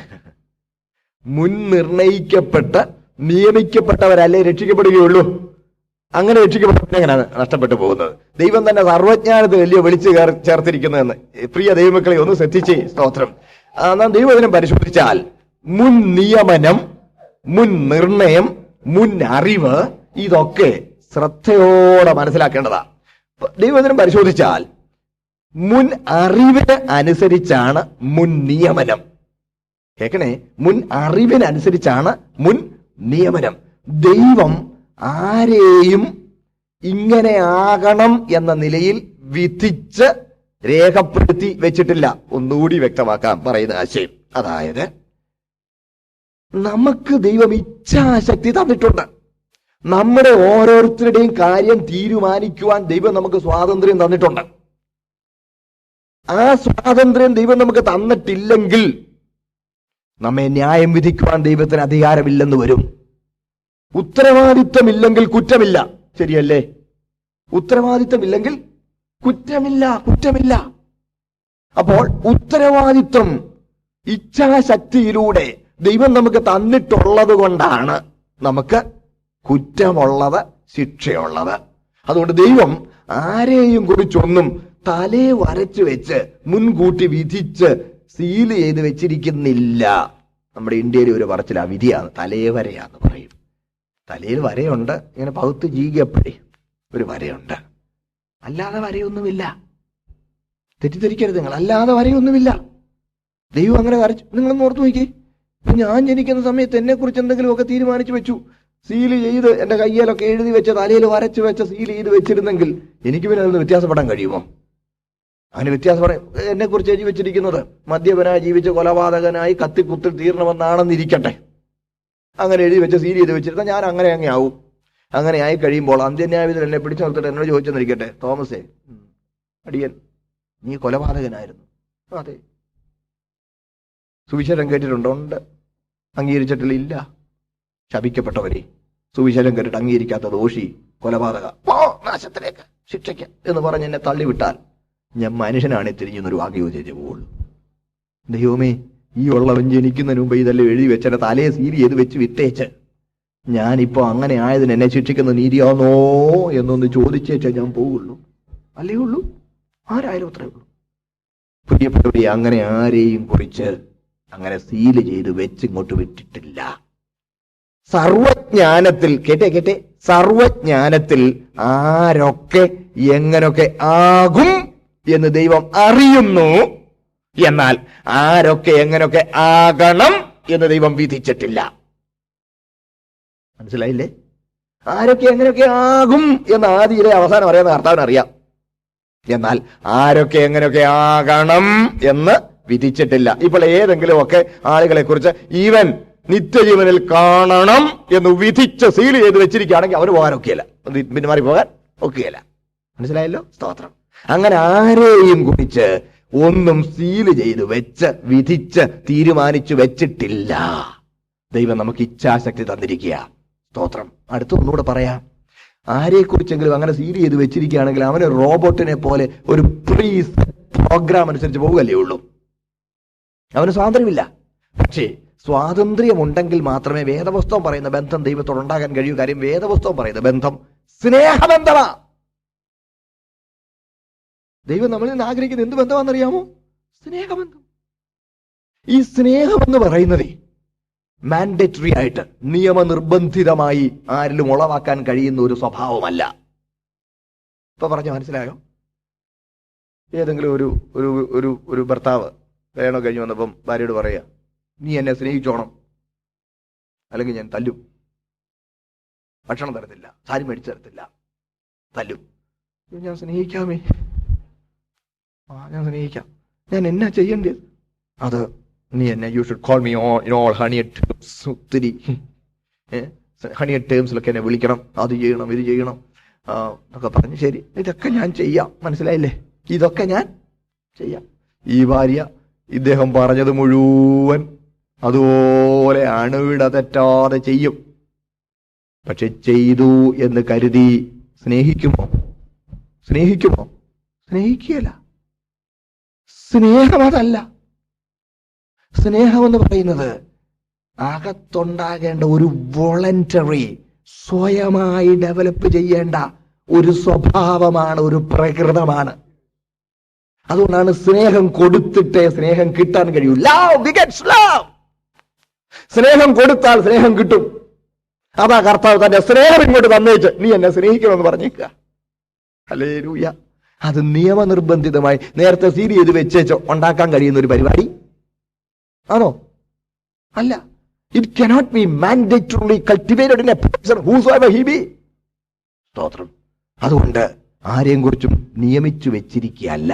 ഇച്ഛാശക്തി എന്നും സ്നേഹബന്ധമെന്നും ഒക്കെ പറയുന്ന ആശയം രക്ഷയിലുള്ളിടത്തോളം കാലം, സ്തോത്രം, ഒരു റോബോട്ട് പോലെ, ഒരു യന്ത്രമനുഷ്യനെ പോലെ തെറ്റിപ്പോകാൻ സാധ്യതയില്ലാത്ത സ്ഥിതിയിൽ ആരെക്കുറിച്ചും സീൽ ചെയ്ത് ഒരു കാര്യവും ദൈവം വെച്ചിരിക്കുകയില്ല. മനസ്സിലായെന്ന് വിശ്വസിക്കട്ടെ. അതുകൊണ്ട് രക്ഷിക്കപ്പെട്ടവർ നഷ്ടപ്പെട്ടു പോകാൻ വളരെ സാധ്യതയുണ്ട്. സൂക്ഷ്മതയോടെ ജീവിച്ചോളണം. സ്തോത്രം. സൂക്ഷ്മതയോടെ നമ്മൾ ജീവിക്കണം. ആട്ടെ, ഈ ആശയം വിവിധ നിലകളിൽ പരിശുദ്ധാത്മാവ് യൂദ എന്ന തന്റെ ദാസനിലൂടെ നമ്മളെ ഓർമ്മിപ്പിക്കുകയാണ്. സ്തോത്രം. പ്രിയപ്പെട്ടവരെ, അതിന് ദൈവവചനത്തിലുള്ള പല ഉദാഹരണങ്ങൾ ഇവിടെ നമ്മൾക്ക് കാണിച്ചു തരുന്നുണ്ട്. നമ്മൾ ഈ പുസ്തകം വായിച്ചാൽ കയീനെ പോലെ പ്രമാണം വിട്ടവര്, ബിലയാമിനെ പോലെ ദ്രവ്യാഗ്രഹികള്, കോരഹിനെ പോലെ മത്സരികള്, ഇവരുടെയൊക്കെ ന്യായവിധിയെക്കുറിച്ചും ഈ പഴയ നിയമത്തിലുള്ള ഉദാഹരണങ്ങളെല്ലാം എടുത്ത്, അനേക ഉദാഹരണങ്ങൾ എടുത്ത് വിശദീകരിച്ചിരിക്കുക. പഴയ നിയമത്തിൽ നിന്ന് 6 ഉദാഹരണങ്ങളാണ് യൂദ അപ്പോസ്തലൻ എന്ന് അദ്ദേഹം അവകാശപ്പെടുന്നില്ല, യൂദ എടുത്തിരിക്കുന്നത്. സ്തോത്രം. ഇവരുടെ തിന്മയെ വിശദീകരിക്കാൻ ഈ ലേഖനത്തിൽ 12 വിധ വിശദീകരണങ്ങൾ എഴുത്തുകാരൻ ഉപയോഗിക്കുന്നുണ്ട്. 12 വിധ വിശദീകരണങ്ങൾ അദ്ദേഹം ഉപയോഗിക്കുന്നുണ്ട്. അതിൽ ഇതാ ഇവിടെ കാണുന്ന 3 മുന്നറിയിപ്പുകൾ പഴയ നിയമത്തിൽ നിന്ന്. ഒന്നാമത്തത്, നിങ്ങളോ സകലവും ഒരിക്കൽ അറിഞ്ഞുവെങ്കിലും നിങ്ങളെ ഓർപ്പിപ്പാൻ ഞാൻ ഇച്ഛിക്കുന്നത് എന്തെന്നാൽ. കണ്ടില്ലേ, സകലവും അറിഞ്ഞുവെങ്കിലും. ഞാൻ ആദ്യമേ നിങ്ങളോട് പറഞ്ഞൊരു കാര്യമാണ്, 64 പുസ്തകങ്ങളിലെ കാര്യങ്ങൾ അറിയുന്ന ആളാണ് 65ാമത്തെ ഈ പുസ്തകം വായിക്കേണ്ടത്. നിങ്ങളോ സകലവും അറിഞ്ഞു എങ്കിലും ഞാൻ നിങ്ങളെ ഓർപ്പിക്കാൻ ആഗ്രഹിക്കുന്നതെന്നാൽ, കർത്താവ് ജനത്തെ മിസ്രയീമിൽ നിന്ന് രക്ഷിച്ചിട്ടും വിശ്വസിക്കാത്തവരെ പിന്നത്തേതിൽ നശിപ്പിച്ചു. സംഖ്യാപുസ്തകം 14-ാം അധ്യായം വീട്ടിൽ നിങ്ങൾ വായിക്കണം. സമയം കുറവായതുകൊണ്ട് ഞാൻ വായിപ്പിക്കുന്നില്ല. സംഖ്യാപുസ്തകം 14-ാം അധ്യായത്തിൽ വളരെ ദുഃഖകരമായ ചിത്രം നമുക്ക് കാണാം. മത്സരികൾ മത്സരികൾ മത്സരികൾ. കാദേശ് ബർന്നയിൽ ജനം എത്തിയിരിക്കുകയാണ്. അവിടെ നിന്ന് ദേശം ഉറ്റുനോക്കാൻ മോശ 12 പ്രഭുക്കന്മാരെ തെരഞ്ഞെടുത്ത് 12 ഗോത്രത്തിന്റെ പ്രതിനിധികളായി അയച്ചു. 12 പേരും പ്രഭുക്കന്മാരാ. എസ്കോൽ താഴ്വരയോളം പോയി ദേശം ഉറ്റുനോക്കി. ദേശത്തിലെ വിശിഷ്ട ഫലങ്ങളൊക്കെ പറിച്ചവർ കൊണ്ടുവന്നു. തണ്ട് കെട്ടി 2 പേര് പിടിച്ച മുന്തിരിക്കൊലയൊക്കെ എടുത്തോണ്ട് വന്നു. കൊണ്ടുവന്ന് ഇവിടെ കാണിച്ചിട്ട് പറഞ്ഞത് നമുക്കറിയാമല്ലോ. അയ്യോ, എന്നാ ദേശമാ, ജനമെല്ലാം ഒന്ന് ചൂടിയപ്പോൾ ഇതൊക്കെ കാണിച്ചു. എന്നാ അപ്പോഴത്തേന് മന്നാ മാത്രം ഭക്ഷിച്ചോണ്ട് മരുഭൂമി യാത്ര ചെയ്തിരുന്ന ആ വാക്കങ്ങ് പറഞ്ഞോട്ടെ, ഈ കൊതിയന്മാരായ ഈ ആളുകൾക്ക് ഇതൊക്കെ കണ്ടപ്പോഴത്തേന് ഭയങ്കര കൊള്ളാം, ഇത് എന്നാ ദേശം, പാലും തേനും ഒഴുകുന്ന ദേശമാ. അവർക്കങ്ങ് ആഗ്രഹമായി, സന്തോഷമായി. കൊതിക്കണ്ട, ജനത്തെ തിന്നുകളയുന്ന ദേശമാ. എത്തി നോക്കാനൊക്കെയില്ല. ഞങ്ങളോ അവിടെ ചെന്നപ്പോണ്ടില് വെട്ടുക്കിളികളെ പോലെ ഇരുന്നു, വിട്ടിലുകളെ പോലെ. മനസ്സിലായില്ലേ? അജാനബാഹുക്കളായ അനാക്യമല്ലന്മാരും മറ്റും അവിടെയുണ്ട്. അവിടെ ചെന്നപ്പോ ഞങ്ങൾ അവർ നടുവിൽ വിട്ടിലുപോലിരിക്കുക. പ്രഭുക്കന്മാരിപ്പോ ആരാന്നാ പറയുന്നേ? ഒരു വിട്ടില് പോലിരിക്കുന്ന. സംഖ്യാപുസ്തകം 14-ാമത്തെ അധ്യായം. സ്തോത്രം. നിങ്ങൾ വീട്ടിൽ വായിച്ചു നോക്കണം. പ്രിയപ്പെട്ടവരെ, തങ്ങൾ ഏറ്റവും നിസ്സാരന്മാരാണ്. തങ്ങൾ വിട്ടില് പോലിരിക്കുക. ഒന്നിനും കഴിവില്ലാത്തവരായി ഞങ്ങളായിരിക്കുന്നു എന്ന നിലയിൽ ജനത്തെ പറഞ്ഞങ്ങ് ഭയപ്പെടുത്തി. ഒരു ചിന്തകൻ അതിനെക്കുറിച്ച് പറഞ്ഞിരിക്കുന്നത്, ഇവരവിടെ നിന്നുള്ള ഈ സാധനങ്ങളൊക്കെ കൊണ്ടുവന്നത് എന്തിനാണെന്നറിയാമോ? ആ നാട്ടുകാരുടെ തീറ്റ എത്ര കേമമാണെന്ന് പറയാനാ. 13-ാം അധ്യായത്തിൽ 33-ാം വാക്യത്തിലാണ്, ഞങ്ങൾക്ക് തന്നെ ഞങ്ങൾ വെട്ടുക്കിളികളെ പോലെ തോന്നി. അടുത്ത അവരുടെ കാഴ്ചക്ക് ഞങ്ങൾ അങ്ങനെ തന്നെ ആയിരുന്നു. വെട്ടുക്കിളികളെ പോലെ, വിട്ടില് പോലെ, വളരെ നിസാരമായൊരു നിലയിൽ അവരുടെ മുമ്പിൽ ഞങ്ങൾ ഏതുമില്ലെന്ന് തോന്നി. ഞാൻ പറഞ്ഞല്ലോ, ഈ ഫലവർഗങ്ങളൊക്കെ കൊണ്ടുവന്നവരെ കാണിക്കുന്നത് എന്തിനാ കാണിക്കുന്നത്? കണ്ടോ, ആ നാട്ടുകാരുടെ തീറ്റ ഇതൊക്കെ അവർ തിന്നുന്നത്. ഞങ്ങള് 2 ആള് തണ്ട് കെട്ടി പിടിച്ചുകൊണ്ട് എടുത്തോണ്ട് വന്ന ഈ മുന്തിരിക്കൊലയൊക്കെ ഇല്ലേ, അവർ ചുമ്മാതെ അടത്തി ചുമ്മാ കുറച്ചുകൊണ്ട് എടുക്കണതാ നിന്നി. പക്ഷെ ഞങ്ങളത് ഇവിടം വരെ കൊണ്ടുവരാൻ 2 പേര് തണ്ട് കെട്ടി പിടിക്കേണ്ടി വന്നു. വെട്ടുക്കിളി പോലെ ഇരിക്കുക ഞങ്ങൾ അവരുടെ മുമ്പിൽ. അവരുടെ മുമ്പിൽ ചെന്ന് നമ്മൾ എന്നാ കാണിക്കാനാ? മുഴുവനുണ്ടോ ചത്തു. മനസ്സിലായില്ലേ? ഇത് പറഞ്ഞ് ജനത്തിന്റെ ഹൃദയം ദുഃഖിപ്പിച്ചു, മത്സരിച്ചു. അവർ ദൈവത്തിൽ വിശ്വസിച്ചില്ല. പെട്ടെന്ന് 2 പേർ, കാലേബും യോശുവയും, 10 പേരാ ഇങ്ങനെ പറഞ്ഞത്. ഇവർ 2 പേര് ജനത്തെ അമർത്തി പറയുകയാണ്, നിങ്ങൾ ഇത് വിശ്വസിക്കണ്ട, ഇവര് പറഞ്ഞതൊക്കെ സത്യമാ, സത്യമല്ലേ? ആ സത്യമാ. തീറ്റയൊക്കെ കണ്ടില്ലേ? ഇതൊക്കെ അവർ തിന്നുന്നത്. ശരിയാ, അവർ അജാന ബാഹുക്കളാ, ദേശം പാലും തേനും ഒഴുകുന്നതൊക്കെയാ. പക്ഷെ ഒരു കാര്യം, നമ്മള് നമ്മുടെ സ്വന്തം കഴിവിലല്ല അത് പിടിച്ചെടുക്കാൻ ചെല്ലുന്നത്. സ്തോത്രം. നമ്മുടെ സ്വന്തം കഴിവിലല്ല, ദൈവത്തിൽ ആശ്രയിച്ച. അവര് പറയാൻ സാധ്യതയുള്ളത് ഇങ്ങനെയാ: ഇസ്രായേലേ, ഒന്ന് ഓർത്തു നോക്കിക്കേ, ഇരുമ്പ് ചൂളയായ മിസ്രയീമിൽ നിന്ന് നമ്മുടെ ബലം കൊണ്ടാണോ നമ്മൾ പുറപ്പെട്ടു പോകുന്നത്? ദൈവമല്ലേ ബലമുള്ള ഭുജം കൊണ്ടും നീട്ടിയ ഭുജം കൊണ്ടും നമ്മളെ അവിടുന്ന് പുറപ്പെടുവിച്ചത്? ചെങ്കടൽ എന്താ നമ്മൾ നീന്തിക്കടക്കുമായിരുന്നോ? ചെങ്കടൽ നമ്മൾ ഊതി 2 ഭാഗത്തേക്ക് മാറ്റിയതാണോ? നമ്മൾ നീന്തിക്കടന്നൊന്നുമല്ല. നമ്മുടെ ഭുജവീര്യം കൊണ്ടല്ല ചെങ്കടൽ കടന്നത്. ദൈവമാണ് നമ്മളെ ചെങ്കടൽ ഇക്കരെ കടത്തിയത്. ഓർത്തു നോക്ക. വെള്ളം ചെറ പോലെ നിന്നു. ഹല്ലേലൂയ. നമ്മളെ ഇക്കരെ കടത്തിയതാ. മരുഭൂമിയിൽ ഇത്ര നാളും യാത്ര ചെയ്തത് നമ്മുടെ കഴിവ് കൊണ്ടാണോ? മീതെ അഗ്നിസ്തംഭവും മേഘസ്തംഭവും വിരിച്ച് മന്ന തന്ന് ദൈവം നമ്മളെ നടത്തിയതല്ലേ? സ്തോത്രം. 91-ാം സങ്കീർത്തനത്തിൽ മോശ ആ ജനത്തിന്റെ അനുഗ്രഹത്തെ കുറിച്ച് പറയുന്നത് സ്തോത്രം എത്ര ശ്രദ്ധേയമാ.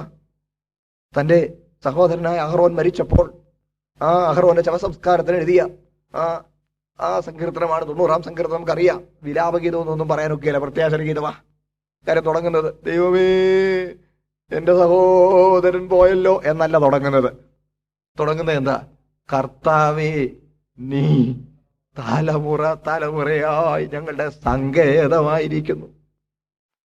ആ സങ്കീർത്തനം വായിച്ചു നോക്കിയാൽ എന്റെ സഹോദരൻ പോയല്ലോ എന്നൊന്നും പറയുന്നില്ല. ആ പ്രത്യാശയുടെ പാട്ട് പാടി. അത് കഴിഞ്ഞ് ചില ദിവസങ്ങൾ അവരവിടെ പാളയം പഠിച്ചിരിക്കുമ്പോൾ മോശ ഒരു സാൻഡ് ഡ്യൂണിന്റെ മുകളിലോട്ട്, ഒരു മണൽക്കൂനയുടെ മുകളിലോട്ടെങ്ങാണ് കയറിയിരുന്ന് ഇസ്രായേൽ പാളയത്തെ ഇങ്ങനെ നോക്കുമ്പോൾ തന്റെ മനസ്സിലൂടി കടന്നു വന്ന ചിന്തകൾ, ദൈവാത്മാവ് കൊടുത്ത ചിന്തകൾ എഴുതിയിരിക്കുന്നതാണ് 91-ാം സങ്കീർത്തനം. അത്യുന്നതന്റെ മറവിൽ വസിക്കുകയും സർവശക്തന്റെ നിഴലിൻ കീഴിൽ പാർക്കുകയും ചെയ്യുന്ന ഈ ജനം എന്തു ഭാഗ്യവന്മാരാ. സ്തോത്രം. പകൽ പറക്കുന്ന യാത്രത്തെയും ഇരുട്ടിൽ സഞ്ചരിക്കുന്ന മഹാമാരിയെയും ഉച്ചയ്ക്ക് നശിപ്പിക്കുന്ന സംഹാരത്തെ നിങ്ങൾക്ക് പേടിപ്പാനില്ല.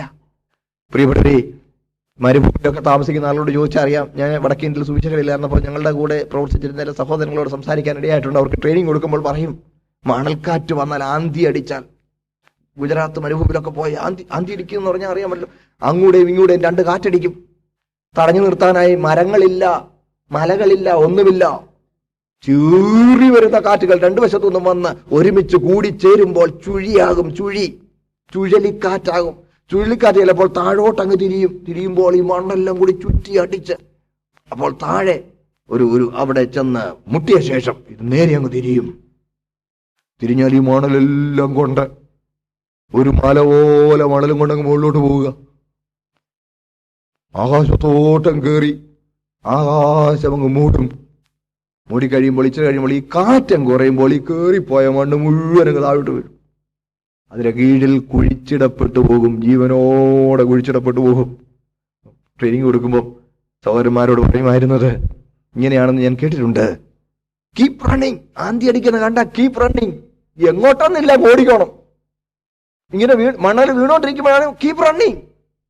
മൂവ് ചെയ്തോണ്ടിരിക്കാൻ വേണ്ടിയാ. ഇങ്ങനെ മണൽ വീണോണ്ടിരിക്കുമ്പോൾ അവൻ തൊട്ട് മേളിയിരിക്കുക. കുറെ കഴിയുമ്പോ കാണാം ഇവനൊരു മണൽക്കൂനയുടെ മോളിൽ ഇരിക്കുന്നു.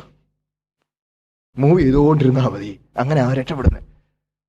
മരുഭൂമി എത്ര അപകടമാണെന്നാ മനസ്സിലായോ? ഭയങ്കര അപകടം. പകൽ എരിഞ്ഞിറങ്ങുന്ന സൂര്യൻ, രാത്രിയാകുമ്പോഴത്തേന് ഈ മണൽ പഴുത്ത് കിടക്കുക. തൂഷാരം, മഞ്ഞങ്ങോട്ട് വീഴാൻ തുടങ്ങുമ്പോൾ ഈ ആവി അങ്ങോട്ട് പൊങ്ങി ശ്വാസം മുട്ടും. ഭയങ്കര അപകടം പിടിച്ച മരുഭൂമിയാ. പക്ഷെ ഈ മരുഭൂമി കൂടി ഇസ്രായേൽ യാത്ര ചെയ്യുകയാണ്. അതാ മോശ പറയുന്നത്. സ്തോത്രം. പകൽ പറക്കുന്ന അസ്ത്രത്തെ, സൺസ്ട്രോക്ക് ഒക്കെ ഉണ്ടാകാം, വീണ് ചത്തുപോകാം. അതാ പകൽ പറക്കുന്ന അസ്ത്രത്തെയും ഇരുട്ടിൽ സഞ്ചരിക്കുന്ന മഹാമാരി, ഉച്ചയ്ക്ക് നശിപ്പിക്കുന്ന സംഹാരത്തിനൊക്കെ പേടി. നിന്റെ വശത്ത് 1000 പേരും, നിന്റെ വലത്ത് വശത്ത് 10,000 പേരും വീഴും. സ്തോത്രം. വശത്ത് 1000 വലത്തുവശത്ത് 10,000 ഒക്കെ വീഴും എന്ന് പറഞ്ഞാൽ കാരവാൻ റൂട്ടുകളൊക്കെ കണ്ടെടുത്തിട്ടുണ്ട്. കാരവാൻ റൂട്ടുകളിലൂടെയൊക്കെ മിദ്യാനെ കച്ചവടക്കാർ, മിസ്രൈമെ കച്ചവടക്കാരൊക്കെ ഇങ്ങനെ അറേബ്യയിലൂടെ ഇങ്ങനെ യാത്ര ചെയ്യാറുണ്ട്. ഈ മരുഭൂമി കൂടെ യാത്ര ചെയ്ത് പോകുമ്പോൾ കൂട്ടത്തോടെ ഇവർ മരിച്ചു വീണിട്ടുണ്ട്. കൂട്ടത്തോടെ നാണയങ്ങൾ, ധാന്യങ്ങളെ അവശിഷ്ടങ്ങൾ, സുഗന്ധദ്രവ്യങ്ങളെ അവശിഷ്ടങ്ങളൊക്കെ ഈ വഴിത്താരകളിൽ കണ്ടെടുത്തിട്ടുണ്ട്. അങ്ങനെ ആ കാരവാൻ റൂട്ടുകൾ കണ്ടുപിടിച്ചിട്ടുള്ളത്. ഇങ്ങനെ സകല സജ്ജീകരണങ്ങളോടും മരുന്നും പരിചാരകന്മാരും ഒക്കെ ഒക്കെ ചേർത്തുകൊണ്ട് കൂട്ടിക്കൊണ്ട് പോകുന്ന ഈ കച്ചവടക്കാര് പോലും കൂട്ടത്തോടെ മരിച്ചു വീഴുന്നത് ഇവർ കണ്ടിട്ടുണ്ട്. വശത്ത് 1000 പേരും വലത്തുവശത്ത് 10,000 പേരും വീഴുന്ന കണ്ടിട്ടുണ്ട്. പക്ഷെ അതിന്റെ നടുക്ക് ചിറകടിയിൽ ദൈവം അവരെ പരിപാലിക്കും. എന്നെ ഭാഗ്യവുമാരാ, വിതയ്ക്കണ്ട, കൊയ്യണ്ട. സ്തോത്രം. എന്നും രാവിലെ മുറ്റത്ത് അന്നത്തേക്കുള്ളത് മതിയല്ലോ, ഇത് കൊണ്ടു നടക്കണ്ടല്ലോ. എന്തൊരു ഭാഗ്യവാന്മാരാ.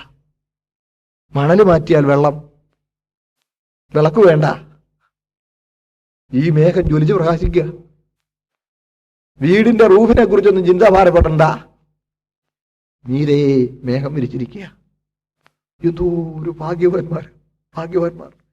ഇതെല്ലാം അനുഭവിക്കുന്ന ജനമാ. ഇതൊക്കെ യോശുവയും കാലേബും ഓർപ്പിച്ചു. കണ്ടോ, നമ്മുടെ കഴിവ് കൊണ്ടാണോ ഈ മരുഭൂമി കൂടെ യാത്ര ചെയ്യുന്നത്? മിദ്യാനെ കച്ചവടക്കാർ, മിസ്രൈമെ കച്ചവടക്കാരൊക്കെ മരിച്ചു വീഴുന്നത് നിങ്ങൾ കണ്ടിട്ടുള്ളവരാണല്ലോ. ഇസ്രായേലേ, മത്സരിക്കരുത്. പക്ഷെ അവർ കൂട്ടാക്കിയില്ല. അവരെ കല്ലെറിയണമെന്ന് പറഞ്ഞു. ആരെയാ? യോശുവയും കാലേബിനെയും കല്ലെറിയണമെന്ന് പറഞ്ഞു. അവരെ കല്ലെറിയണമെന്ന് പറഞ്ഞപ്പോൾ ദൈവം അവിടെ ഇടപെട്ടു. സ്തോത്രം.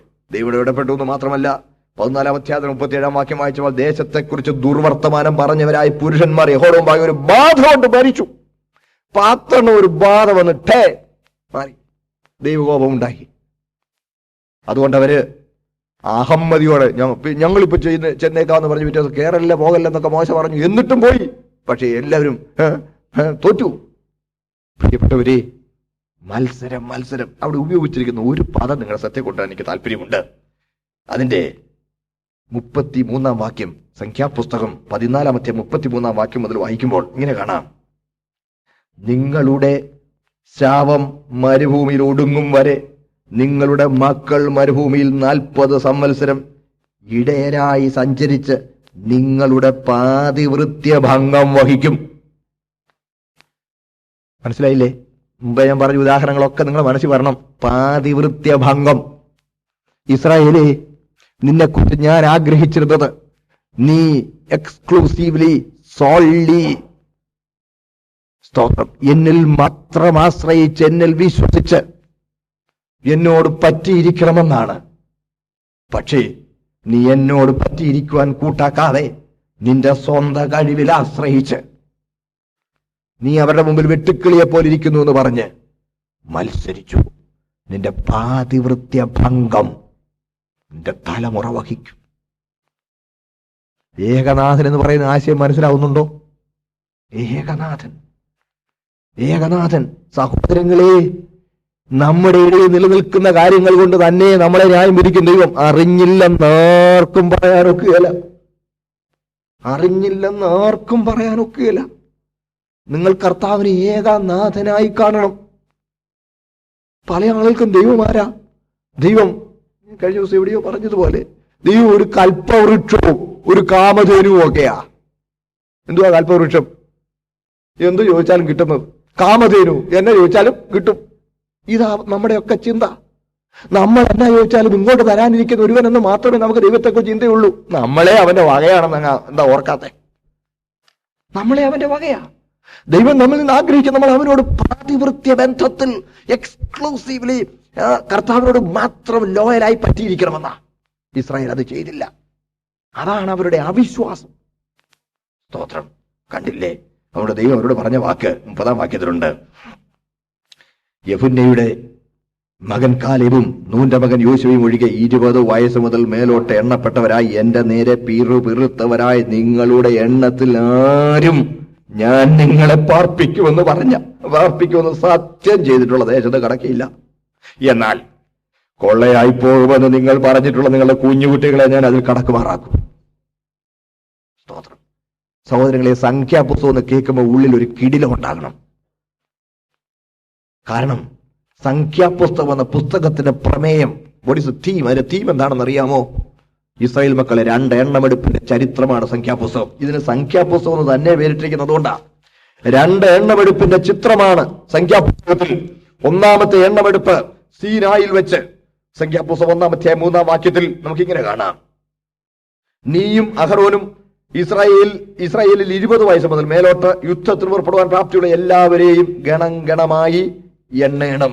സ്തോത്രം. അതിന്റെ 4-ാം അധ്യായം 1-ാം വാക്യത്തിൽ നമ്മൾ കാണുന്നുണ്ട് ലേവ്യരിൽ കേഹാത്തിൽ 30 വയസ്സ് മേലോട്ടുള്ളവരെ എണ്ണി. അത് വേറൊരു വിഷയം. സ്തോത്രം. അങ്ങോട്ട് ഞാനിപ്പോ പോണില്ല.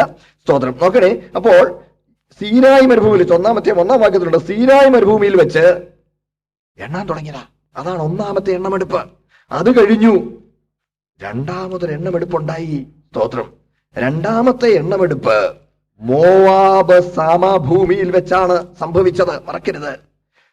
അതായത് ഇസ്രായേൽ മക്കൾ അങ്ങോട്ട് കേറുന്നതിന് തൊട്ടു മുമ്പ്, സ്തോത്രം, ഇവിടെ വാഗ്ദത്ത കനാനിലോട്ട് ഇവര് കേറുന്നതിന് തൊട്ടു മുമ്പ് ദൈവം അവിടെ 2-ാമതൊരു എണ്ണമെടുപ്പ് നടത്തി. 1-ാമത്തെ എണ്ണമെടുപ്പിൽ എണ്ണപ്പെട്ടവരിൽ 2 പേര് മാത്രമേ 2-ാമത്തെ എണ്ണമെടുപ്പിൽ ഉണ്ടായിരുന്നുള്ളൂ. അതിനെക്കുറിച്ച് ചിന്തകൻ പറഞ്ഞിരിക്കുന്നത്, സെൻട്രിയെ നിർത്തി പരിശോധന കഴിച്ച് കയറ്റിവിടുകയായിരുന്നാണ്. 26-ാമത്തെ അധ്യായം 64-ാമത്തെ വാക്യത്തിൽ, സംഖ്യാപുസ്തകം 26-64, എന്നാൽ മോശയും അഹറോൻ പുരോഹിതനും സീനായി മരുഭൂമിയിൽ വെച്ച് ഇസ്രായേൽ മക്കളെ എണ്ണിയപ്പോൾ അവർ എണ്ണിയവരിൽ ഒരുത്തനും ഇവരുടെ കൂട്ടത്തിൽ ഉണ്ടായിരുന്നില്ല. മോവാബ് സമഭൂമിയിൽ വെച്ച് എണ്ണമെടുക്കുമ്പോൾ സീനായി മരുഭൂമിയിൽ വെച്ച് എണ്ണമെടുത്തവരുടെ കൂട്ടത്തിൽ 63-ാം വാക്യത്തിലുണ്ട് മോവാബ് സമഭൂമിയിൽ വെച്ചാണെന്ന്. സമയം കുറവാണ്, കൊണ്ട് അധികം വായിക്കണ്ട. സ്തോത്രം. പ്രിയപ്പെട്ടവരെ, അപ്പോൾ മിസ്രൈമിൽ നിന്ന് ഇറങ്ങി പുറപ്പെട്ടു പോന്ന ജനത്തിന്റെ എണ്ണം, ചെങ്കടൽ തരണം ചെയ്ത ആളുകളെ എണ്ണം ആദ്യം എടുത്തു. അത് കഴിഞ്ഞ് 40 വർഷം കഴിഞ്ഞ് എണ്ണമെടുക്കുമ്പോൾ ആദ്യത്തെ ലിസ്റ്റിൽപ്പെട്ട 2 പേരുകളെ 2-ാമത്തെ ലിസ്റ്റിലുള്ളൂ. എന്തുപറ്റി? ബാക്കിയുള്ളവർ നശിച്ചുപോയി. വായിച്ചല്ലോ നമ്മള്, നിങ്ങൾ മരുഭൂമിയിൽ ചത്തൊടുങ്ങും വരെ 40 വർഷം. ഹല്ലേലൂയ. എന്നെ കേൾക്കുന്ന ദൈവമക്കളെ, സ്തോത്രം. ജീവിതത്തിലേക്ക് വരുമ്പോൾ എന്റെ വാഴ്ത്തപ്പെട്ട കർത്താവ് ഇവിടെ വന്ന് 40 ദിവസം അതേ മരുഭൂമിയിൽ ഉപവസിച്ചു. ഇത് വളരെ ശ്രദ്ധേയമാണ് കേട്ടോ. അല്പ കാര്യം ഒന്ന് പറയട്ടെ, എന്റെ കൂടെ വന്നേ. യേശുക്രിസ്തു ഇവിടെ വന്നത് ന്യായപ്രമാണത്തിന്റെ നീതി നിവർത്തിക്കുവാനാ. പാപപരിഹാരത്തിന് നിയമിക്കപ്പെട്ട വ്യവസ്ഥകളുടെ ആകത്തുകയാണ് ന്യായപ്രമാണം. മത്തായി 5:17 കർത്താവ് പറഞ്ഞു, ഞാൻ വന്ന് ന്യായപ്രമാണത്തെയോ പ്രവാചകന്മാരെയോ നീക്കുവാനല്ല, പിന്നെ നിവർത്തിപ്പാനാ. കർത്താവ് വന്നത് ന്യായപ്രമാണത്തിന് കീഴെ ജനിച്ചാണ്. ഗലാത്യർ 4:4 ന്യായപ്രമാണത്തിന് കീഴെ ജനിച്ച് ന്യായപ്രമാണത്തെ നിവർത്തിക്കുവാൻ കർത്താവ് വന്നു. സ്തോത്രം. പ്രിയപ്പെട്ട, അങ്ങനെ ന്യായപ്രമാണത്തെ നിവർത്തിക്കുവാൻ വന്ന കർത്താവ് ന്യായപ്രമാണത്തിന് കീഴേ ജനിച്ച് സകല വ്യവസ്ഥയ്ക്ക് വിധേയപ്പെട്ടു. 8-ാം നാളിൽ പരിച്ഛേദനയ്ക്ക് വിധേയപ്പെട്ടു. 12-ാം വയസ്സിൽ ബാർ മിത്സ്വായ്ക്ക് വിധേയപ്പെട്ടു. അത് കഴിഞ്ഞ് 30-ാമത്തെ വയസ്സിൽ സ്നാനം സ്വീകരിച്ച്, അതായത് യോഹന്നാന്റെ കീഴെ, അതും ദൈവനീതിയുടെ നിവർത്തീകരണത്തിന്റെ ഭാഗമാണ്, ശുശ്രൂഷയ്ക്ക് വേർതിരിക്കപ്പെട്ടു. പിന്നുള്ള 3 പെസഹകളിലും എന്റെ പുനഃകർത്താവ് സംബന്ധിച്ചു. ശബത്തിൽ സിനഗോഗിൽ പോയി പ്രസംഗിച്ചു. ഇതെല്ലാം ചെയ്തു. ന്യായപ്രമാണത്തിന് കീഴ്പ്പെട്ട് വിധേയപ്പെട്ട് ജീവിച്ചു. എന്തിനാണെന്നറിയാമോ? ന്യായപ്രമാണത്തെ നിവർത്തിക്കാൻ. ഈ കൂട്ടത്തിൽ 40 ദിവസം യോഹന്നാന്റെ കൈക്കീഴെ സ്നാനം സ്വീകരിച്ചിട്ട് 40 ദിവസം മരുഭൂമിയിലേക്ക് പോയി. വിശദീകരണത്തിന് സമയം എടുക്കുന്നില്ല. ഈ 40 എന്നുള്ളതിന്റെ ആ പ്രാധാന്യം നമ്മുടെ തെറ്റിദ്ധാരണകൾ ഉണ്ടാകുന്നുകൊണ്ടെന്ന് പറയുകയാണ്. മരുഭൂമിയിൽ ഉപവസിച്ചത് ഇസ്രായേലിന് നിവർത്തിക്കാൻ കഴിയാഞ്ഞ നീതി നിവർത്തിക്കാനാ. ഏതൊരു മരുഭൂമിയിൽ ഇസ്രായേൽ മത്സരിച്ചുവോ, ഒരു ഭക്ഷണകാര്യം പറഞ്ഞായിരുന്നു മത്സരം, മെയിൻ ഭക്ഷണകാര്യം പറഞ്ഞ മത്സരം. അവരിടയ്ക്കിടയ്ക്ക് പറയും, ഓ ഈ സാരമല്ലാത്ത മന്ന ഞങ്ങൾക്ക് വെറുപ്പ്, മിസ്രൈമിലിരുന്നപ്പോ ചിറ്റുള്ളി, ചെതുള്ളി, വെള്ളരിക്ക, വെണ്ടയ്ക്ക, സകലവിധ കായ്കളും ഇറച്ചിക്കലങ്ങളെ അരികെ ഇരുന്നിച്ചാൽ മതിയായിരുന്നു. അയ്യോ, തിന്നാ മതിയായിരുന്നു. ഇവിടോ മന്ന മന്ന മന്ന. ഇതെന്ന മന്നാന്ന വാക്കിന്റെ അർത്ഥം ഇതെന്ന. നിന്നയോടെ അവർ വരവേറ്റു ദൈവത്തിന്റെ പ്രൊവിഷൻ. നിന്നയോടെ വരവേറ്റു. ഞങ്ങൾക്ക് വെറുപ്പ, നിന്ദിച്ചു. അങ്ങനെ നിന്നയോടെ ഭക്ഷണകാര്യം പറഞ്ഞ് 40 വർഷം മരുഭൂമിയിൽ മത്സരിച്ചു. 40 വർഷത്തെ മരുഭൂമിയുടെ മത്സരത്തിന് കാരണം അതായിരുന്നു. സ്തോത്രം. അതേ മരുഭൂമിയിൽ എന്റെ കർത്താവ് 40 ദിവസം ഉപവസിച്ചു. അവർക്ക് നിവർത്തിക്കാൻ കഴിയാഞ്ഞ നീതി നിവർത്തിക്കുവാനാണ് കർത്താവ് 40 ദിവസം ഉപവസിച്ചത്. അതുകൊണ്ടാണ് ആവർത്തന പുസ്തകം 8-ാം അധ്യായം 2 നിങ്ങൾ വീട്ടിൽ വായിക്കണേ. അവിടെ ഞാൻ നിങ്ങളെ വിശപ്പിക്കുകയും നിങ്ങളെ താഴ്ത്തുകയും മനുഷ്യനപ്പം കൊണ്ട് മാത്രമല്ല ദൈവത്തിന്റെ വായിൽ കൂടി വരുന്ന സകല വചനം കൊണ്ടും ജീവിക്കുന്നു എന്ന് നിങ്ങളെ പഠിപ്പിക്കേണ്ടതിന്, നിങ്ങളെ ബോധ്യപ്പെടുത്തേണ്ടതിന് മരുഭൂമിയിൽ കൂടി നടത്തി. അപ്പോൾ മരുഭൂമിയിൽ കൂടി 40 വർഷം നടത്തി. എടുത്തു വായിച്ചേ. ആവർത്തന 8:2 ഒന്ന് വായിച്ചേ, വേഗം വായിച്ചേ. നിന്നെ താഴ്ത്തുവാനും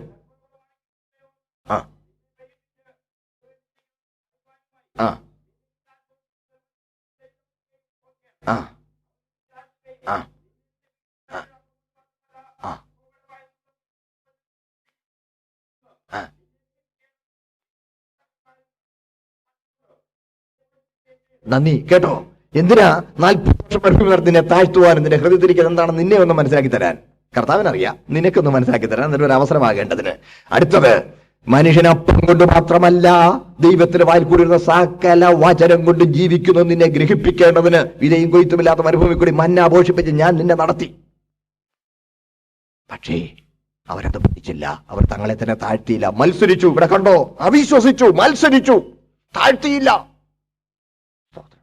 എന്നാൽ അതേ മരുഭൂമിയിൽ യേശു 40 ദിവസം ഉപവസിച്ചു.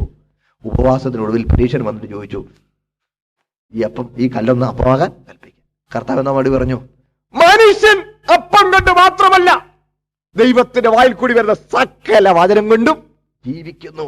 ഇസ്രായേൽ പഠിക്കാൻ ദൈവം ആഗ്രഹിച്ചതും അവർ പഠിക്കാഞ്ഞതുമായ കാര്യം എന്റെ പൊന്നു കർത്താവ് തന്റെ ജീവിതം കൊണ്ട് തെളിയിക്കുക. ഇത് കണ്ടോ ചോദിച്ചു. ദൈവം നിവർത്തിക്കുക. 40 വർഷത്തെ മരുഭൂമിയിലെ മത്സരം യേശു നിവർത്തിച്ചു. നമുക്ക് സന്തോഷിക്കാൻ വകയുണ്ട്. അതുകൊണ്ടാണ് കർത്താവിൽ നമ്മൾ രക്ഷപ്പെട്ടിരിക്കുന്നത്. ഇനി തിരിഞ്ഞ് മത്സരിക്കരുത്. അവിശ്വസിക്കരുത്.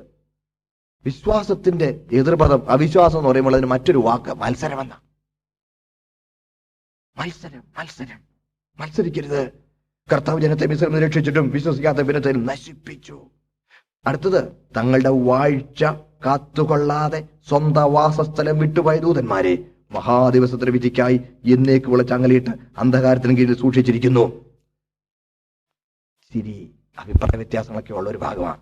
പക്ഷേ നിങ്ങളോട് ഞാൻ ചില കാര്യം ഒന്ന് പറഞ്ഞോട്ടെ. എന്റെ കൂടെ വന്നി, ആരായി ദൂതന്മാർ? വീണുപോയ ദൂതന്മാരെ 2 ഗണമായി നമുക്ക് കാണാം. ഒന്ന്, സ്വതന്ത്രമായി നടക്കുന്ന ഒരു കൂട്ടം ദൂതന്മാർ. രണ്ടാമത്തെ കൂട്ടം, ഏതോ ഒരു കൂട്ടത്തെ അന്ധകാരത്തിന്റെ ചങ്ങലയിലിട്ടിരിക്കുന്നു. പത്രോസിന്റെ 2-ാം ലേഖനം 2-ാം അധ്യായം 4-ാം വാക്യത്തിലും അത് തന്നെ പറഞ്ഞിട്ടുണ്ട്. ഏതോ ഒരു കൂട്ടത്തെ ചങ്ങലയിലിട്ടേക്ക്, അന്ധകാരത്തിന്റെ ചങ്ങലയിലിട്ടിരിക്കുന്നു. പക്ഷെ മറ്റൊരു കൂട്ടം സ്വതന്ത്രമായി നടക്കുന്നു, ഊടാടി നടക്കുക. അവനൊരു അഹങ്കാരിയ, ലൂസിഫർ തന്നെ ഊടാടി നടക്കുക. അവനങ്ങ് സ്വർഗത്തിൽ വരക്കുക. എന്നൊരു അഹങ്കാരം അവനല്ലേ. കർത്താവ് നീ എവിടെ നിന്ന് വരികയെന്ന് ചോദിച്ചു. പറഞ്ഞു, എന്നാ മറുപടി പറഞ്ഞു, ഞാൻ ഇന്നിടത്തുനിന്ന് വരികയെന്നല്ല പറഞ്ഞ, ഞാൻ ഊടാടി പറഞ്ഞു വരികയെന്ന് പറഞ്ഞു. എന്റെ ദാസന അയ്യോപനമായി ദൃഷ്ടി വെച്ചാൽ ചോദിച്ചപ്പോഴും നേരിട്ട് മറുപടിയാണോ? അതെങ്ങനെ, നീ അവനെ വേലിട്ട് വെച്ചേക്കുമല്ലേ. എന്തൊരു അഹങ്കാരിയ. അവൻ അത്ര ധിക്കാരത്തോടെ ഇറങ്ങി നടക്കുക. പക്ഷെ വേറൊരു കൂട്ടത്തെ എന്ത് ചെയ്തിരിക്കുക? ചങ്ങലയിട്ട് വെച്ചിരിക്കുക. ഇതെന്തുകൊണ്ട്? അവരുടെ കുറ്റം എന്താണെന്ന് ഇവിടെ പറഞ്ഞിട്ടുണ്ട്. തങ്ങളുടെ വാഴ്ച കാത്തുകൊള്ളാതെ സ്വന്തം വാസസ്ഥലം വിട്ടുപോയി. ആ വാസസ്ഥലം എന്നതിന് മൂലകൃതിയിലെ പദം ഓയിക്കറ്റേറിയോൻ എന്നാണ്. ഓയിക്കറ്റേറിയോൻ എന്ന വാക്ക് തന്നെയാണ് കൊരിന്ത്യർക്ക് എഴുതിയ 2-ാമത്തെ ലേഖനം 5-ാം അധ്യായം ആദ്യ ഭാഗത്ത് കൂടാരമായ ഭൗമഭവനം. ആ ഭൗമഭവനം എന്ന് പറഞ്ഞിരിക്കുന്ന അവിടെ ഉപയോഗിച്ചിരിക്കുന്ന അതേ ഭവനം എന്നത് ഉപയോഗിച്ചിരിക്കുന്ന അതേ വാക്കാണ് വാസസ്ഥലം എന്നിവിടെ തർജ്ജമ ചെയ്തിരിക്കുന്നത്.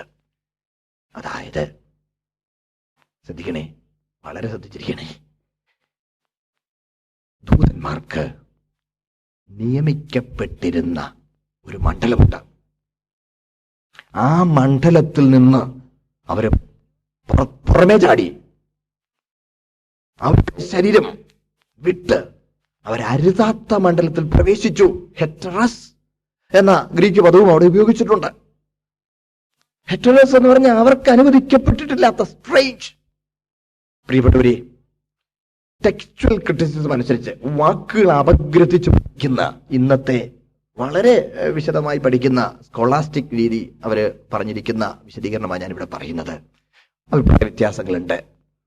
ഈ ദൂതന്മാർ ലൂസിഫറിനോടുകൂടെ വീണ ദൂതന്മാരെങ്കിലും ലൂസിഫറിന് എന്നുമുള്ള ഒരു താല്പര്യം മനുഷ്യവർഗത്തിന്റെ വീണ്ടെടുപ്പ് സാധിപ്പിക്കരുതെന്ന.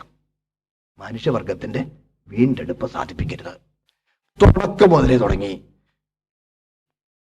ഹവ്വായോട് ആദാമിനോടും ദൈവം പറഞ്ഞു, സ്ത്രീയുടെ സന്തതി സർപ്പത്തിന്റെ തല. അന്നേരം മുതൽ ഇവൻ സൂക്ഷിച്ചു. സ്ത്രീ, ഈ സ്ത്രീ അല്ലേ, ഇവിടെ സന്തതി നോക്കാം, ഇവളെയല്ലേ ഞാൻ പിടിച്ചോളാം. ആദ്യം കായേൻ അവനെ അങ്ങ് സ്വാധീനിച്ചു. ഇനി ഇവൻ എന്റെ തല ഇറക്കുകയില്ല. അത് കഴിഞ്ഞപ്പോൾ ഹാബേലിനെ വലയിൽ വീഴിക്കാൻ ഒത്തില്ല. അപ്പൊ ആദ്യത്തവനെ കൊണ്ട് ഇവനെ കൊല്ലിച്ചു. ഇങ്ങനെ മുമ്പോട്ട് വരുമ്പോൾ പ്രിയപ്പെട്ടവരെ, നാം ദൈവവചനത്തിൽ പരിശോധിച്ചാൽ മശിഹായുടെ പരമ്പരയിൽ വന്നിരുന്ന ആ തലമുറകളെ മുഴുവൻ അവൻ ഉപദ്രവിക്കാൻ പരിശ്രമം കഴിച്ചു.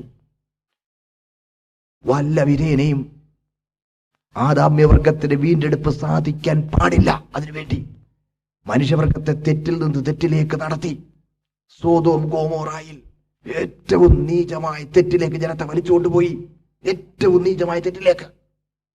ആ കൂട്ടത്തിൽ മനുഷ്യനെ വല്ലാതെ ആക്കി തീർക്കുവാനായി മനുഷ്യനുമായി അരുതാത്ത ഒരു നിലയിലുള്ള ഒരു ബന്ധത്തിലേക്ക് പോലും അവരേർപ്പെടാൻ തന്റെ ഇടം കാണിച്ചു എന്നാണ് തിയോളജിയൻസ് അതിനെക്കുറിച്ച് അഭിപ്രായപ്പെട്ടിരിക്കുന്നത്. ഉൽപ്പത്തി പുസ്തകം 6-ാം അധ്യായത്തിലെ സംഭവമാണ് ഇതിന്റെ പശ്ചാത്തലത്തിലുള്ളതെന്ന് ഇന്ന് മോഡേൺ തിയോളജിയൻസിൽ ടെക്സ്ച്വൽ ക്രിറ്റിസിസം അനുസരിച്ച് വാക്കുകളെ അപഗ്രഥിച്ച് ടെക്സ്റ്റ് പഠിക്കുന്ന എല്ലാ തിയോളജിയൻസും, അതിൽ 90% തിയോളജിയൻസും ആ അഭിപ്രായം ഉള്ളവരാണ്. പ്രിയപ്പെട്ടവരെ, ആത്മശരീരം എന്നൊക്കെ പറഞ്ഞാൽ എന്താണ്? ആത്മശരീരം എന്ന് പറഞ്ഞാൽ ദൂതന്മാർ ആത്മസ്വരൂപികളാണ്, ആത്മശരീരികളാണ്. അപ്പോൾ ആത്മശരീരികളായതുകൊണ്ട് അവർ ഒരിക്കലും ജഡമണ്ഡലത്തിലേക്ക് ഏർപ്പെടാൻ പാടില്ല. എന്നാൽ നാം ദൈവവചനം പരിശോധിക്കുമ്പോൾ ദൂതന്മാർ ആത്മശരീരികളാണെങ്കിലും അവർ ജഡ ശരീരത്തിൽ വെളിപ്പെട്ടത് തിരുവെഴുത്തിൽ കാണാം. അതാണ് എബ്രായ ലേഖനത്തിൽ നമ്മൾ വായിക്കുന്നുണ്ടല്ലോ. കേൾക്കണേ, എബ്രായ ലേഖനത്തിൽ വായിക്കുന്നുണ്ടല്ലോ, അതിഥി സൽക്കാരം മറക്കരുത്. ഇങ്ങനെ അറിയാതെ ചിലർ ദൂതന്മാരെ സൽക്കരിച്ചിട്ടുണ്ട്. ദൃശ്യവും സ്പർശ്യവുമായ ശരീരം സ്വീകരിച്ച അവസ്ഥയുണ്ട്. മാത്രമല്ല, യേശുക്രിസ്തു ഉയിർത്തെഴുന്നേറ്റത്, കേൾക്കണേ, യേശുക്രിസ്തു ഉയിർത്തെഴുന്നേറ്റത് ആത്മശരീരത്തിലാ.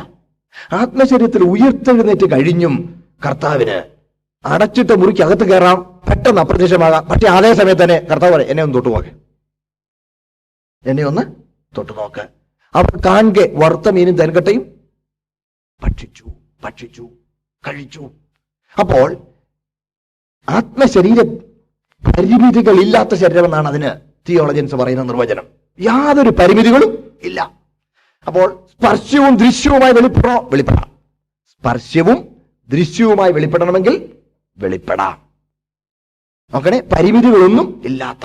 അപ്പോൾ മനുഷ്യവർഗത്തിന്റെ നാശം ഉദ്ദേശിച്ച് ഒരു കൂട്ടം ദൂതന്മാർ ജഡശരീരം സ്വീകരിക്കുകയും മനുഷ്യരുമായുള്ള ബന്ധത്തിൽ അവരേർപ്പെടുകയും ചെയ്ത് ഈ വംശത്തെ സങ്കരവർഗമാക്കി നശിപ്പിക്കളയുവാൻ. കാരണം കഴുതയും കുതിരയും ഇണ ചേർന്നാൽ കോവകഴുത ജനിക്കും. കോവകഴുതയ്ക്ക് ഒരിക്കലും വംശവർദ്ധന ശേഷി ഇല്ല. ഇതുപോലെ അതാണ് അനാക്യ മല്ലന്മാരെന്നാണ്. അനാക്യ മല്ലന്മാർക്ക് അടുത്ത ഒരു തലമുറ ഇല്ല. കോവകഴുതയെ പോലുള്ളൊരു വർഗമാണ്. അവരങ്ങനെ ഉണ്ടായ വലിയ അജാന ബാഹുക്കളായിരുന്നു എന്നാണ് ഈ തിയോളജിയൻസ് അതിനെക്കുറിച്ച് അഭിപ്രായപ്പെട്ടിരിക്കുന്നത്. ഇത് ഏതാണ്ട് ഇന്ന് അംഗീകരിച്ചിട്ടുണ്ട്. കാരണം ശ്രദ്ധിക്കണേ, ഇന്ന് ഈവിൾ സ്പിരിറ്റ്സുമായി വളരെ അവിഹിതമായ പല ഇടപാടുകളുമുള്ള പുരുഷന്മാരും സ്ത്രീകളും ലോകത്തിൽ പല രാജ്യങ്ങളിലുണ്ട്, ഇന്ത്യയിലുണ്ട്. എൻ്റെ കൂടെ ഉണ്ട്. അവരുടെ ക്ലബ്ബുകളുണ്ട്. അതുകൊണ്ടാണ് ദൈവം ഈ മഹാദ്രോഹികളായ മനുഷ്യവർഗത്തിന് നാശകരമായ കാര്യങ്ങളിൽ ഏർപ്പെടാൻ തന്റെ ഇടം കാണിച്ച, ധൈര്യം കാണിച്ച ഈ മഹാമത്സരികളെ ചങ്ങലയിലിട്ടു. ബാക്കി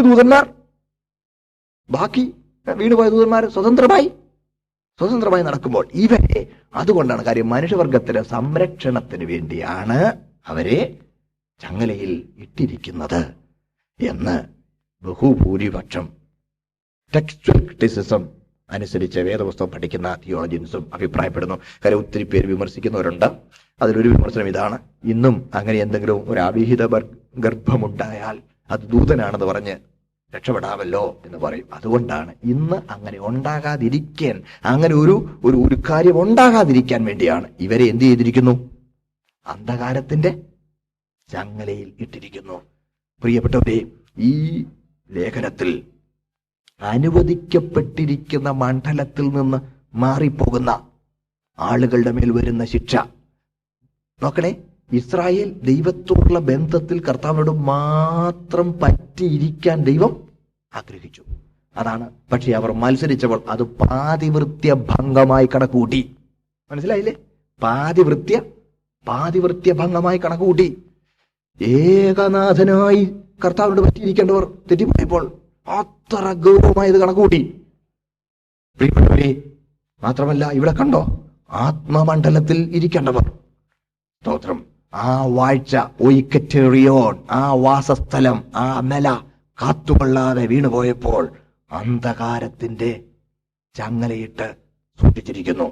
അടുത്ത ഭാഗം കൂടി, സമയം പോയി നിർത്തുകയാണ്, അടുത്ത ഭാഗം കൂടെ വായിക്കുമ്പോൾ അതൊന്നുകൂടി ഉറപ്പിച്ചാണ് അവർ പറയുന്ന, പല തിയോളജിയൻസും പറയുന്നത്, അതുപോലെ സോദോമും ഗോമോറായും ചുറ്റുമുള്ള പട്ടണങ്ങളും അവർക്ക് സമമായി. മനസ്സിലായില്ലേ? ദുർനടപ്പാചരിച്ച് അന്യജഡം മോഹിച്ചു നടന്നു. സോദോമിന്റെയും ഗോമോറയുടെയും പാപം നമുക്കറിയാം. അനുവദിക്കപ്പെട്ടിട്ടില്ലാത്ത മേഖലകൾ നോക്കണേ. സോദോമി, ലെസ്ബിയനിസം, സോദോമി, ഇതൊക്കെ ഇന്ന് ലോകത്തിൽ റാമ്പന്റായി. ഒരു 20 വർഷം മുമ്പ് ഇങ്ങനെയൊക്കെ പറഞ്ഞാൽ വിശ്വസിക്കാൻ കഴിയില്ല. അങ്ങനെ ആരെങ്കിലും സമൂഹത്തിലുണ്ടെങ്കിൽ അവനെ ഒറ്റപ്പെടുത്തി ക്രൂശിക്കുമായിരുന്നു. ഇന്ന് അവർക്ക് വേണ്ടി വാദിക്കാൻ ഇവിടെ അനേകരുണ്ട്. സഭകൾ അവരെ അംഗീകരിക്കണമെന്നും സഭ അങ്ങനെയുള്ള കല്യാണം നടത്തി കൊടുക്കണമെന്ന് പോലും ഇന്ന് പറഞ്ഞുകൊണ്ടിരിക്കുന്നു. മറക്കരുത്, ന്യായവിധി വരുന്നു. അവർക്ക് സമമായി, നോക്കണേ, ഈ ദൂതന്മാരുടെ ആ തെറ്റിന് സമമായി, സ്തോത്രം, അന്യജനം മോഹിച്ച് നടന്നു എന്നുള്ളത്. സഹോദരങ്ങളെ, ആരും പേടിക്കണ്ട, ദൈവം അവരെ കൈകാര്യം ചെയ്തിരിക്കുക. സ്തോത്രം. എന്ത് ചെയ്തിരിക്കുന്നു? ചങ്ങലയിലിട്ട് സൂക്ഷിച്ചിരിക്കുക. അതുകൊണ്ടാണ് യേശുക്രിസ്തുവിന്റെ ശുശ്രൂഷ കാലയളവിൽ 3 സന്ദർഭങ്ങളിൽ പാതാളത്തിലേക്ക് അയക്കരുതേ എന്ന് പിശാചുക്കൾ നിലവിളിച്ചു. ഈ 3 സന്ദർഭങ്ങളിലും മർക്കോസ് സുവിശേഷം 1-24 വാക്യം, ലൂക്കോസ് സുവിശേഷം 8-31 വാക്യം, മത്തായി 8-25, ഈ 3 തിരുവചന ഭാഗത്ത് നമുക്ക് കാണാം ഇവർ നിലവിളിച്ചത് ഈ ചങ്ങലയിലേക്ക് തങ്ങളെ വിടരുതേ എന്നായിരുന്നുവെന്നാണ് തിയോളജിയൻസ് അഭിപ്രായപ്പെടുന്നത്. ആട്ടെ, എന്റെ വാക്ക് ഞാൻ ഇവിടെ നിർത്തുന്നു. സ്തോത്രം. ദൈവമക്കളെ, രക്ഷിക്കപ്പെട്ടു, ദൈവകൃപയില വിശുദ്ധരായി ജീവിക്കുന്നു. പക്ഷെ ഒരു കാര്യം, വീണുപോകാൻ പാപപ്രകൃതമകത്തുണ്ട്. സഭയ്ക്കകത്ത് നുഴഞ്ഞു കയറിയവർ വ്യക്തികളിൽ പാപപ്രകൃതമകത്ത്, ലോകം മുഴുവൻ ദുഷ്ടന്റെ അധീനതയിൽ. സ്തോത്രം. ഈ സാഹചര്യത്തിൽ വളരെ സൂക്ഷ്മതയോടെ വിശുദ്ധരായി ജീവിക്കുവാൻ ദൈവം നമ്മെ സഹായിക്കട്ടെ. സ്തോത്രം. തുടർന്നുള്ള ഭാഗങ്ങൾ കുറച്ചും കൂടി വേഗം പോകാൻ കഴിയും എന്ന് ഞാൻ വിചാരിക്കുന്നു. ഇന്ന് ഞാൻ ഉദ്ദേശിച്ചതിനെ പോലെ ഭാഗം തീരാൻ ഇന്നും കഴിഞ്ഞില്ല. എനിക്ക് ചിലപ്പോൾ ഡിസ്ക്രിപ്ഷൻ പറഞ്ഞ ഇച്ചിരി അങ്ങ് വിശദീകരിച്ച് പോകുന്നത് കൊണ്ടാണ്. സ്തോത്രം. ആട്ടെ, അടുത്ത ക്ലാസ്സിൽ കുറച്ചും കൂടി വേഗം പോയി ലാസ്റ്റ് ദിവസം ഇച്ചിരിയും കൂടി വിശദീകരണത്തിന് ആർക്കെങ്കിലും ഒരു കാര്യം ചോദിക്കാനുണ്ടെങ്കിൽ അതിനായിട്ട് സമയം വേർതിരിക്കണമെന്ന് ഞാൻ ആഗ്രഹിക്കുന്നു. അടുത്ത ക്ലാസ്സിന് മുമ്പ്, അടുത്ത വെള്ളിയാഴ്ചക്ക് മുമ്പ് കാഹളം ധ്വനിച്ചാൽ, മനസ്സിലായില്ലേ?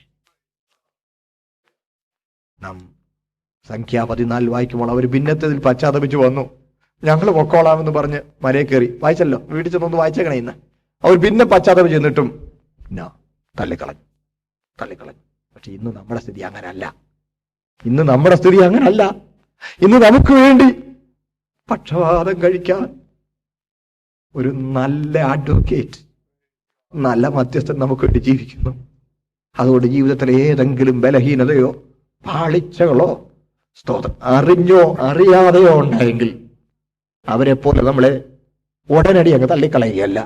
കൃപ ഒരല്പം കൊണ്ട് ദീർഘിപ്പിച്ച് മധ്യസ്ഥന്റെ മുഖമാദരിച്ച് ദൈവം നമ്മെ ഉദ്ധരിക്കും. ആ ദൈവസന്നിധിയിലേക്ക് നമുക്ക് അടുത്തിയല്ല. ആ മധ്യസ്ഥനോട് നമ്മുടെ സങ്കടങ്ങൾ ബോധിപ്പിക്കുക. മധ്യസ്ഥനോട് പിതാവായ ദൈവവുമായി ബന്ധപ്പെട്ട് ജീവിതം ക്രമീകരിച്ച് നിത്യജീവന് വേണ്ടി നമ്മെ തന്നെ യോഗ്യരാക്കി ഒന്നുകൂടി ദിവസം വിശുദ്ധീകരണം പ്രാപിച്ച് മുന്നേറുവാൻ ദൈവം നമ്മെ സഹായിക്കട്ടെ എന്ന് പ്രാർത്ഥിക്കുന്നു. ദൈവം നമ്മെ അനുഗ്രഹിക്കട്ടെ. വന്ദനം.